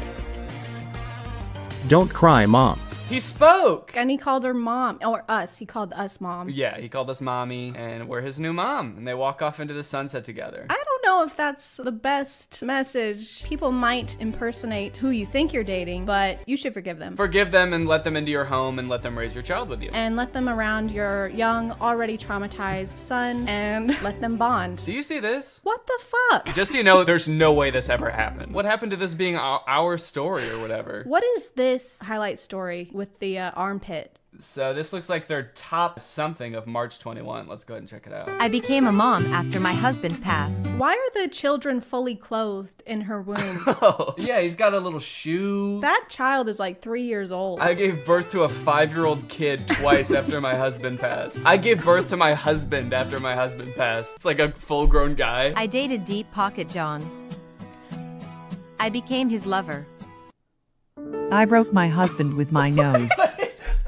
Whoa. I guess we're only seeing like 30-second clips of this. There's just such whiplash. What is happening? There's like information overload. I can't. I got invested in that first story, and then all of a sudden it's like. I was trying to figure out what deep-pocketed John meant, and then there's just a massive Pinocchio situation. Does she mean like she broke him emotionally? Please, shrink your nose, please. Your nose is tearing our family apart. Okay, hold on. We gotta watch this whole story, and you better believe we're gonna watch it on 1.5 speed. My hubby hated my long nose.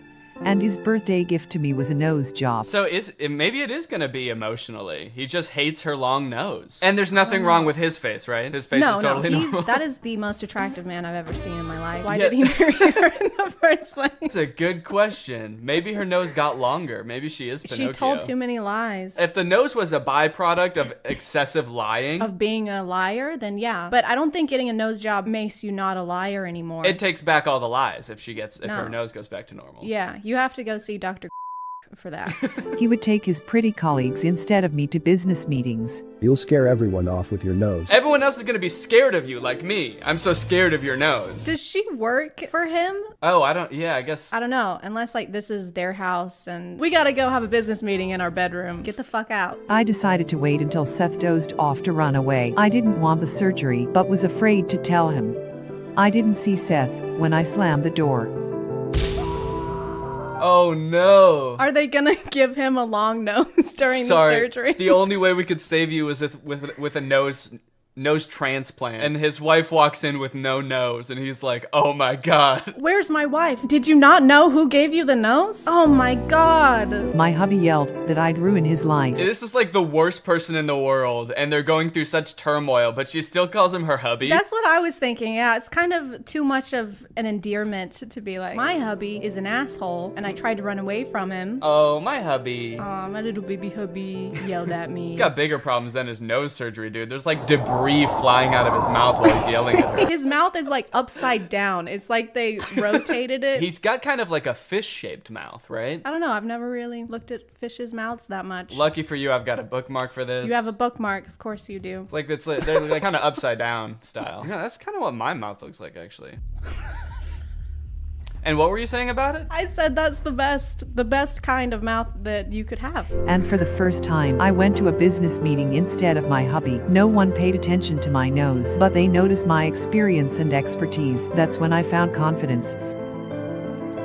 She gained so much confidence that her nose shrank.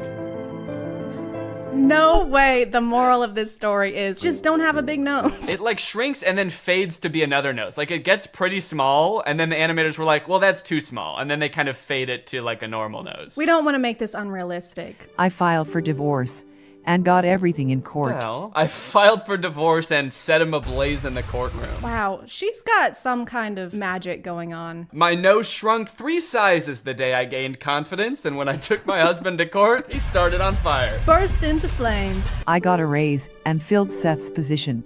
He didn't want to become my subordinate and preferred to quit. So is he like permanently disfigured now? Like I feel like it's been months and he's still in this face cast. He was talking about how she's ruined his life, but if you mess up your nose, they just put it back. Getting a broken nose is a pretty easy thing to fix, I believe. They just kind of and like... you can also still do your job with a nose cast on. I feel like they don't have a good comprehension on what happens when you get injured. The owners of this page, like if you break your leg, you can't go on dates. If you break your nose, you're gonna get fucking fired. Yeah, these stories are kind of about like, hey, it doesn't matter like what you look like, but it also is kind of like, but it does a little bit. It does a lot, actually. A few weeks later, Seth fell off the radar. Fell off the radar. A few weeks later, Seth went rogue and disappeared into the woods. A few weeks later, Seth became Jason Bourne. Whoa, what? Like, whoa, there's a tornado. Wait, what? A couple weeks later, a tornado swept Seth off the radar, leaving only his shoe in his wake. A few months later, I ran into Seth. He got hooked on plastic surgeries. Oh no. Now he's got a fish mouth and a pig nose. So like, is the moral of the story gonna be, haha, now he's ugly? And so they like started it off being like, it doesn't matter what your nose looks like. And now they're like, unless it looks like that. Unless it looks like a pig. When he saw me, he set off running. I watched him hightail it away thinking, karma truly is a thing. What a profound thought. Wow, it took her a while to come up with that. When you really think about it, karma. That's all I have to say. Don't let anyone make you feel insecure. Love yourself and others will love you too. Wow. That's not what I got from this. Yeah, it's actually her fault that he was an asshole to her. Ladies. Ladies, if your husband is being mean to you, probably your fault. It's your fault. Just be more confident or get a nose job, then you'll be fine. Just get over it. This one's called Her Stepdaughter Ruined Her Wedding Night. This is about to be about another disturbed child. On my wedding night, my stepdaughter came in and took my hand. I pulled away and Casey ran off. My husband didn't believe me. It was just a dream. He starts gaslighting her immediately. That didn't fucking happen. But I mean, it's not even something that like I would bring up. Like if the kid came in the room and was like at the bed and was like came and touched your hand, whatever. Maybe they had a nightmare and I know. She's like, Mommy, I'm scared. And her instinct was like, ugh. Yeah, she went, oh, what the fuck? Go away. And then the kid was like, oh my God, oh, no one loves me. Next morning, her husband is like, you're crazy. Yeah, I was awake looking at your hand. I didn't see anything. He's got a night cam only zoomed in on her. I didn't sleep the next night. I didn't sleep the next night for fear that Casey might come and brush my hand lightly again. I know. Why is she so scared? Look at her. She's holding the bed sheet up. Again, I feel like we're like thrown into the middle of this story and Casey has done some fucked up things before this even started. I was kind of expecting him to be like, that was a dream. I don't have a daughter or something like that. Maybe that's the big reveal. It is a little weird that he wouldn't bring that up the first time she says it. He's like, it was just a dream. And he doesn't care to elaborate on that. He's too tired. He was up all night. Yeah, it's true. He's like, all right, I gotta get some sleep now. Don't move that hand. Review my footage. Casey came again and tried to hold my hand. She was clearly jealous over her dad. She's just like reaching out and trying to make a connection, and this adult woman is like, get the fuck out of here. Do they see each other during the day at all? Or like, is this the only interaction that her and this girl have? Look at his face. Chris, look, she's right there. He's like, that's not happening right now. You think she could bring this up during the day? Be like, hey, Casey, why are you coming into our room at night? But I guess like they never cross paths during the day. Well, I mean, she's not there. She's not alive. Casey hasn't lived here in over 50 years. Then I started locking the door at night. But every night, Casey came to the door. This poor girl. Sad. Look at her. I know. She's got her bear. She's like, my life has kind of been upturned. My dad got remarried. This is a big change for me. I'm trying to reach out in my own way, trying to make a connection. Oh, the door's locked. Also, my dad doesn't speak to me. He refuses to admit I'm real. She never left us alone. Get rid of her. I can't do this anymore. She just wants some popcorn. She's starving. I haven't eaten anything in weeks. But Chris chose his daughter. I was not expecting that. I was expecting Chris to be like, okay, off to boarding school. Go on. And all I could do was pack up my stuff and leave. Clearly your life was just too awful to stay. Chris suddenly called me during his business trip. Casey's missing. I was glad now it'd just be the two of us. What? Fuck you! Fuck you! What the hell? Are we supposed to be on her side? I know, it's like this story is from her perspective. I feel like we're supposed to be like, oh my God. Fuck Casey, dude. Yeah, I think in all the other stories so far, that the main character was clearly like the sympathetic character. Also, why did he call this woman who's been nothing but mean to his daughter and be like, hey, can you help me find her? He's like, Casey's missing. She was like, yay! And then hung up. At that moment, Casey came up to me. She was crying and begging just to hold my hand. Is she gonna slam the door in this kid's face or what? Get out of here! Leave! I don't want to hold your fucking hand. My mom was sick for a long time. Before she died, she promised she'd come back to me as another woman. God. Why would she say that? I am gonna die, but the next woman you see after I die is gonna be me. Well, no wonder she was like confused. I might look different, but it'll definitely be me. What is wrong with this mother? I know. She is not preparing her for the reality ahead. Oh, how will I recognize you? She's gonna be like, I'll hold your hand.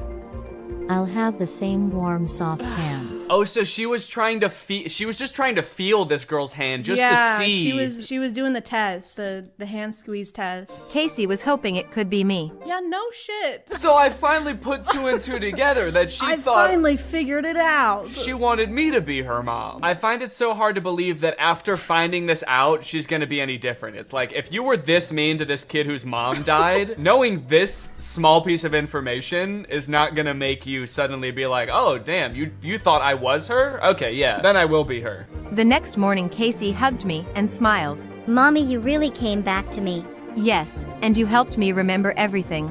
I don't like that because she's gonna grow up and are they just gonna be like, I am your real mom. I'm your dead mom. And I used to be someone else, but when your mom died, she took over my body and that woman is gone now. There's a lot of possessions going on. Don't worry, sweetie. I am your mother. I possessed this poor woman. I am your mother. I will rip the soul out of a new woman and replace it, and then I will come back to hold your hands. I'm so sorry I was an ass to you for the first few months I was married. That was just the hormones settling down, getting used to the new soul. That's how a reincarnation story helped me find my beloved daughter.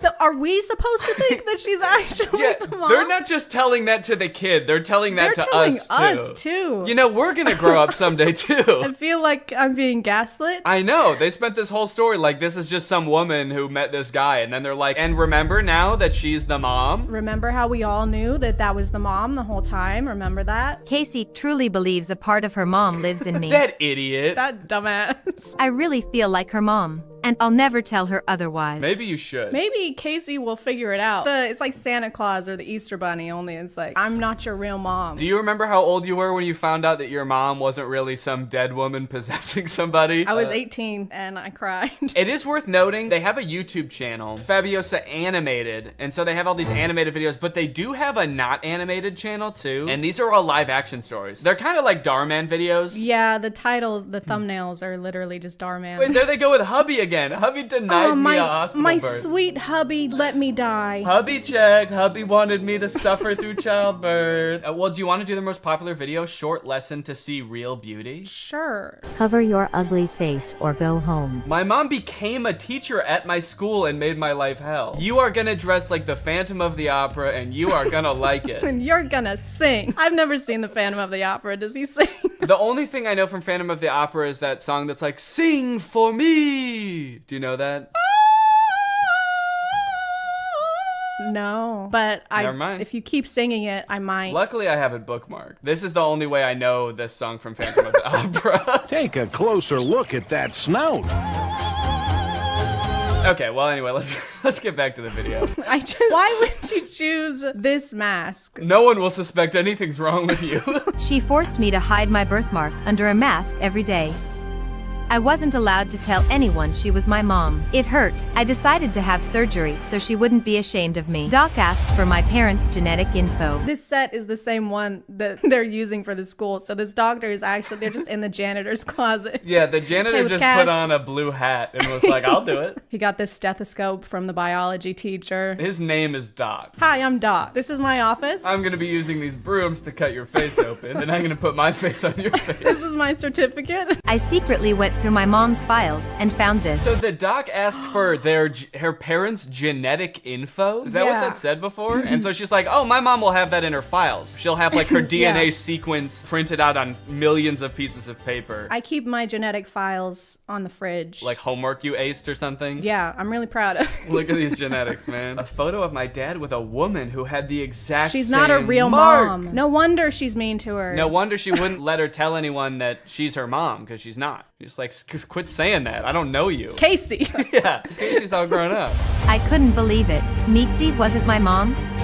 After mom died, dad married Mitzi. She hated me ever since. Adjourn. She said, but this means that Mitzi isn't my real mom. After my mom died, my dad married Mitzi. So you knew that your dad married Mitzi? This makes a lot of sense because when my mom died, he did marry Mitzi. And then she became my mom. So I guess she's like not my real mom. Mitzi came, she tried to hit me. Social services intervened. She was charged with child abuse. Is this what child services look like? It's like a SWAT team. That's also the janitor / plastic surgeon. Put on these handcuffs. And she's like, this is a broom. What are you talking about? Put on these brooms. Dad's parents moved in. Dad's parents moved in. They think my mark makes me unique. Where's her dad? He's the janitor at the school. Oh my God. Of course. I can't believe we didn't see that before. Wow, these are like mini Netflix movies. With music. With music. Sparkle. Yeah. I wish Netflix movies had music. I've never seen a Netflix movie with music now that I think about it. She was just upset the birthmark reminded her of the guy's previous lover. She did this out of jealousy, that she wasn't his first probably. Why is this person like speaking from experience? Yeah. I personally think Mitzi was justified in all of her actions. It's not bad. She was just a little jealous. She's just a little jealous gal. And I don't think that we should judge her for that personally. All right, well, honestly, I feel like we covered a lot of ground here and we watched a lot of good stories. Did you enjoy them? Yeah. We learned a lot. I feel more confident. I noticed that over the course of this collab, all of your flaws have shrunk significantly, so disfigurations. Which ones are you referring to? That I had, apparently. Kind of strange to say that. I am more confident. I was gonna make a joke. You were like talking about my flaws and I was gonna make a joke about how at least I don't have a fish mouth. Holy shit. What the fuck? But it sounded too mean in my head, so I kept that to myself. But yeah, my fish mouth is gone now too. I'm so confident. You look 1,000 times better now that your smile isn't upside down. This video has been sponsored by Current, the future of banking. Guys, banking is one of the few industries that is yet to be modernized by technology. Banking right now is dominated by a bunch of old companies that are run by a bunch of old people that don't know jack about tech. And that's what Current is here to change. They've been built from the ground up with modern technology. Current wants to help you get your money faster, move it faster, and spend and save it better than ever. They can help you get your paycheck up to 2 days faster. They've got no overdraft fees up to $200, no minimum balance fees, and they have a new interest feature that gets you up to 4% APY on your savings. I like Current because it's like a one-stop shop for everything banking. You can get direct deposit on there, you can save money, you can also request money from friends and send money to friends. I also like the Current card. It looks very modern and sleek, just like me. As usual, Current wants to give back to you guys today, so we are giving away $500 to 5 random people who use my code DannyG when signing up for Current. So head on over to current.com/DannyG or click the link in the description. Use my code DannyG when signing up and you could win 500 smackaroos. Current is free to download and you can get some serious coin just for doing it, so there's no reason not to. Thank you to Current for sponsoring this video and thank you to you guys for checking out Current. Also, make sure you guys head on over to Chad's channel because we did a video on her channel as well. I guess that concludes this video. Thank you to Chad for helping out. Chad, if people want to subscribe to you, what should they do? Where should they go? Did you leave? YouTube and Instagram, Twitter, I guess if you want, the ChadX too, because somebody already had Chad, and I don't feel like doing the paperwork to get that username. So the ChadX too, everywhere. All right, you heard it here, folks. Go subscribe. And I'll see you next time. Bye. What's going on with hypnotism? On one hand, I've heard it's real, and I've seen some incredible videos of people like forgetting their own names under hypnosis. So what's your name? But on the other hand, if it is real, I feel like we're all very nonchalant about that fact. Like, there are just people out there that can take over your mind for a little bit. How does that work? I especially want to know, what's it like to be the person getting hypnotized? Give me an interview with the person who just forgot their own name. What happened to you? Anyways, I'm gonna try to get hypnotized like 3 different ways to find out if hypnosis is real and what it feels like. Y'all wanna come? Good, because I actually already did the first one. I found this YouTube video called Can I Hypnotize You in 30 Seconds? And I thought that sounds quick to do. So I just did it right before I filmed this intro. Have you ever wondered, could I be hypnotized? Am I the sort of person that's susceptible to mind control? Well, it's not mind control, it's just thinking about things. And sometimes the things we think about are the things that happen. So if you want to try something, all you need to do is get your hands, put your hands together like this, and clasp them together like that. Now take your index fingers and put them parallel. And just focus your eyes on that gap between the 2 fingers. Just focus your eyes really strongly on the gap. And as you do that, imagine that the ends of your fingers are like magnets. And the magnets are getting stronger and stronger with every second. And the more that you imagine that the magnets are pulling your fingers together, the stronger they become until your fingers can get closer and closer. And if they are moving, if they're closing together, that's weird. I can show you how susceptible you are. If they're not moving, maybe that's because you're trying really hard to make it not. No, they're already together. Keep imagining that those magnets are pulling them together. They already are together. All right, well, I guess that worked. I guess I don't know, is that hypnotism? Is that what hypnotism is? It kind of just felt like my fingers just wanted to be together, like when you hold them like this, they naturally do that. Do they just naturally do that? No, I guess I can hold them like this just fine. Okay, well, dang, maybe I got hypnotized that quick. The second type of hypnosis is Hypnotherapy. I always kind of just assumed hypnosis was fake until I talked to a family member who said they got hypnotized to stop smoking. But apparently there are hypnotherapists all over the place who are more than happy to hypnotize you for a wide variety of things, like addiction, phobias, throat lump issues.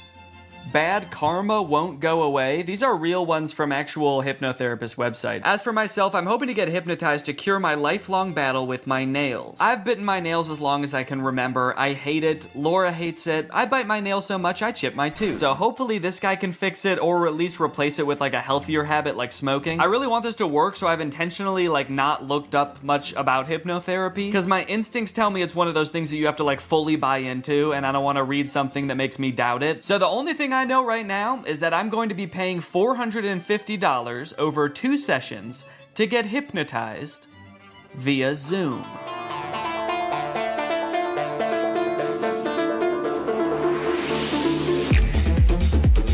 Okay, so for privacy reasons, I can't actually show the hypnotist in the video or play his voice, but I'm going to describe best I can what happened in this call. To my surprise, he kind of spent the first few minutes just giving me basic nail-biting advice that has nothing to do with hypnosis. He recommended I get a nail file, pick one day a week that's my nail care day. He also said I should meditate because that would help with stress and reduce my nail biting on its own. And he taught me a self-hypnosis that I can do anytime I feel the urge to bite my nails from here on out. And then the last thing he told me before he started hypnotizing was that he highly recommends I listen to the recording of our hypnosis session every night before I go to sleep. And with that, it was time to be hypnotized. For this portion, he actually hung up the Zoom call and then called me on a regular phone call. I don't know if he just like didn't want the visual distraction of him on the screen or if he wanted to like put on pajamas or something. He started by trying to get me as relaxed as possible, focusing on different areas of my body from head to toe and imagining that they were getting heavier and heavier to the point where my body felt like it was sinking into the couch. And I'm guessing this is the point where I'm supposed to be like fully in a hypnotic state, because from here on out, he basically tells me this kind of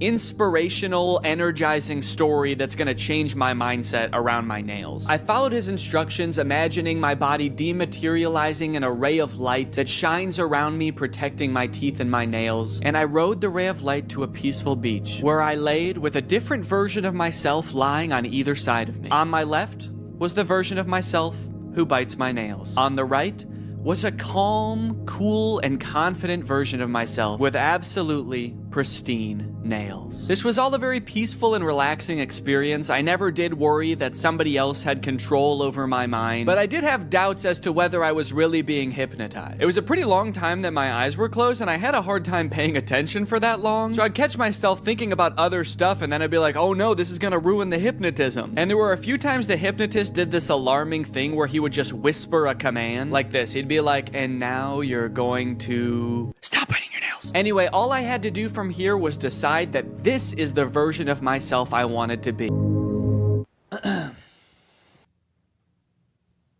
I'm fucking cured, man. That night, I tucked myself into bed and listened to the hypnosis recording as instructed, which did feel a little silly given that the session had only ended like 30 minutes ago, but hey, maybe getting hypnotized back to back will make the effects even stronger. Again, I did feel very relaxed during this recording, but I still didn't know if I could say I was hypnotized. Good night. The next morning, however, I did notice that I wasn't really biting my nails or really even looking at them. Maybe it was just in my head, but they looked hard, like actually unpleasant to bite. Was I really hypnotized last night, or was I just discovering the placebo effect? I don't even care. I squealed with delight and got to work, filming for a different video I'm working on right now, enjoying my new non-nail biting self. Oh wait, what the hell?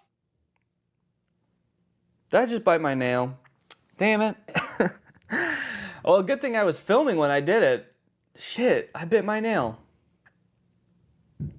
Damn. Well, that's obviously not great. Man, I was really optimistic this morning that it actually worked and I was hypnotized, but then I stopped paying attention for 1 second, and I'm not just having the urge to bite my nails, but I already bit it? How am I supposed to stop biting my nails if my body just does it without even asking first? I'm worried now. I feel like I was just living an illusion this morning, and none of it worked. I just pulled the bottom card out of a house of cards and the whole thing just tumbled over. Maybe I am a nail biter and I always will be. And on top of that, I'm dumb for spending $250 on this.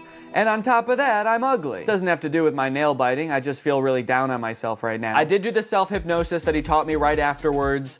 Again, Still not exactly sure that that's hypnotizing me. I'm gonna continue doing everything I was supposed to do, listening to the recording, doing the self-hypnosis as needed, and meditating, and hopefully this was just a glitch, and everything's gonna be fine. To my surprise, something did seem to change after this. The next few days, I did have a few instances where I lifted my hand to my mouth just out of muscle memory, but I caught myself right away, and after day 4, I wasn't doing it at all. I was listening to the recording every night, following the hypnotist's advice, and taking good care of my nails, and they were actually almost starting to look normal. I had my second session with the hypnotist, which ran me another $200. Luckily, this portion of the video is sponsored by SoFi, who's here to keep us all on top of our finances. The hypnotist checked in on my progress. He said I was doing great, in fact, better than most people he works with at this stage, which I don't know if that's necessarily a good sign. During the hypnotism, I had trouble concentrating again. I guess I just couldn't stop thinking about how SoFi is the ultimate finance app that helps you bank, borrow, and invest all in one place. Not to mention, they've just launched SoFi Plus, America's most rewarding financial membership, all in one app. This time, the hypnotist led me through a story where I was attending a meditation retreat led by the Dalai Lama in Central Park. That sounds expensive. I must have been using SoFi Plus. You see, you can unlock more than $1,000 in value with qualifying activities in banking, spending, investing, and more, with exclusive perks that help you over time. That includes unlimited access to SoFi's wealth financial planners who help you make a plan and stick to it. Plus, members with a new or existing SoFi checking and savings account also unlock up to 3.8% APY on bank savings balances. That means you're earning 9 times the average national rate on your savings. At that rate, you'll earn more interest in 7 weeks than you would in 1 year in a big bank savings account. That's why SoFi Plus isn't just smart, it's how you make good choices. So head on over to SoFi.com/Danny, scan this QR code, or click the link in the description to learn more about how you can get your money right with SoFi Plus. Thanks to SoFi for sponsoring this video, and thank you to you guys for checking out SoFi. After 7 days, I was doing so well, I decided I could stop meditating and listening to the recording every night. I mean, it kind of seemed like I was done biting my nails. Surely I didn't even need those anymore, right? You guys, it's been 30 days and I haven't bitten my nails once since that first time. Peekaboo! Kind of a crazy way to reveal my nails. Look, now just because I stopped biting my nails, does that 100% mean that I for sure got hypnotized? No, honestly, no, I don't think it does. Honestly, I think it's possible that I was hypnotized, but I'm leaning towards I don't think so. Honestly, I kind of feel like it was all the other advice on top of listening to that very inspirational, albeit non-hypnotizing recording every night that actually made the difference. At the end of the day, maybe I didn't need to get hypnotized to stop biting my nails. Maybe I had it in me all along, which is kind of inspirational and also makes me feel like shit in a way, because then it's like, why didn't I just do this earlier? Regardless, I am still open to the possibility that I was in fact hypnotized. I feel like if I can get hypnotized by the stage hypnotist, then I'll know for sure what being hypnotized feels like, and then I'll know for sure if I was hypnotized back then too. Hypnosis is a state of focus without much awareness of peripheral noise. You're concentrated on one thing and the world kind of slips away. This is stage hypnotist Chris Jones. He's been on America's Got Talent. He's performed all over the world for over a decade. So if anyone's going to be able to hypnotize me, it better be this guy. Also, the GoPro on my head died the second we started getting hypnotized, so don't get your hopes up for any shots from this camera. All right, fine, you can have this one, but that's it. Chris suggested that this would be a lot more fun with a group, so I got some friends together and we all sat down for a night of hypnotism. I want to know your opinions, and don't worry about hurting my feelings at all. I want to know if you think hypnosis is real, shenanigans, you need more evidence. Yeah, I believe it's real. I don't like saying this in front of you, like a harder wall for myself, because I feel like that's a challenge and that makes me like kind of uncomfortable. Yeah, I would say I think it is probably real sometimes. I think in general I'm pretty skeptical of like supernatural stuff, but I don't know, I really do kind of believe hypnotism. I really want to be hypnotized, but I feel like maybe it won't work on me. But I hope it does. Before we got started, Chris allowed some time for us to ask him questions about what was about to happen. Like whether all of us would get hypnotized or just some of us. I've done this in 50 states and 10 countries. I can hypnotize 25% of any given audience. So 1 or 2 people are gonna get hypnotized today. And it might be the camera person. I don't know. I really, honest to goodness, don't know. We also asked if he could tell if someone was really hypnotized or just faking it. When your head is up, we can tell. People hypnotized look like they've had a few drinks, or they're gonna look like they've been riding a car with Scooby-Doo and Willie Nelson for a couple hours.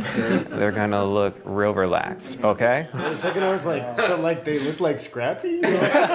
We also noted that Brian seemed to be the one who believed in hypnosis the most, and he was also maybe the most nervous about what was going to happen. Well, what are you gonna do to me? That's a good other question. Like, what are you gonna do to me if I get hypnotized?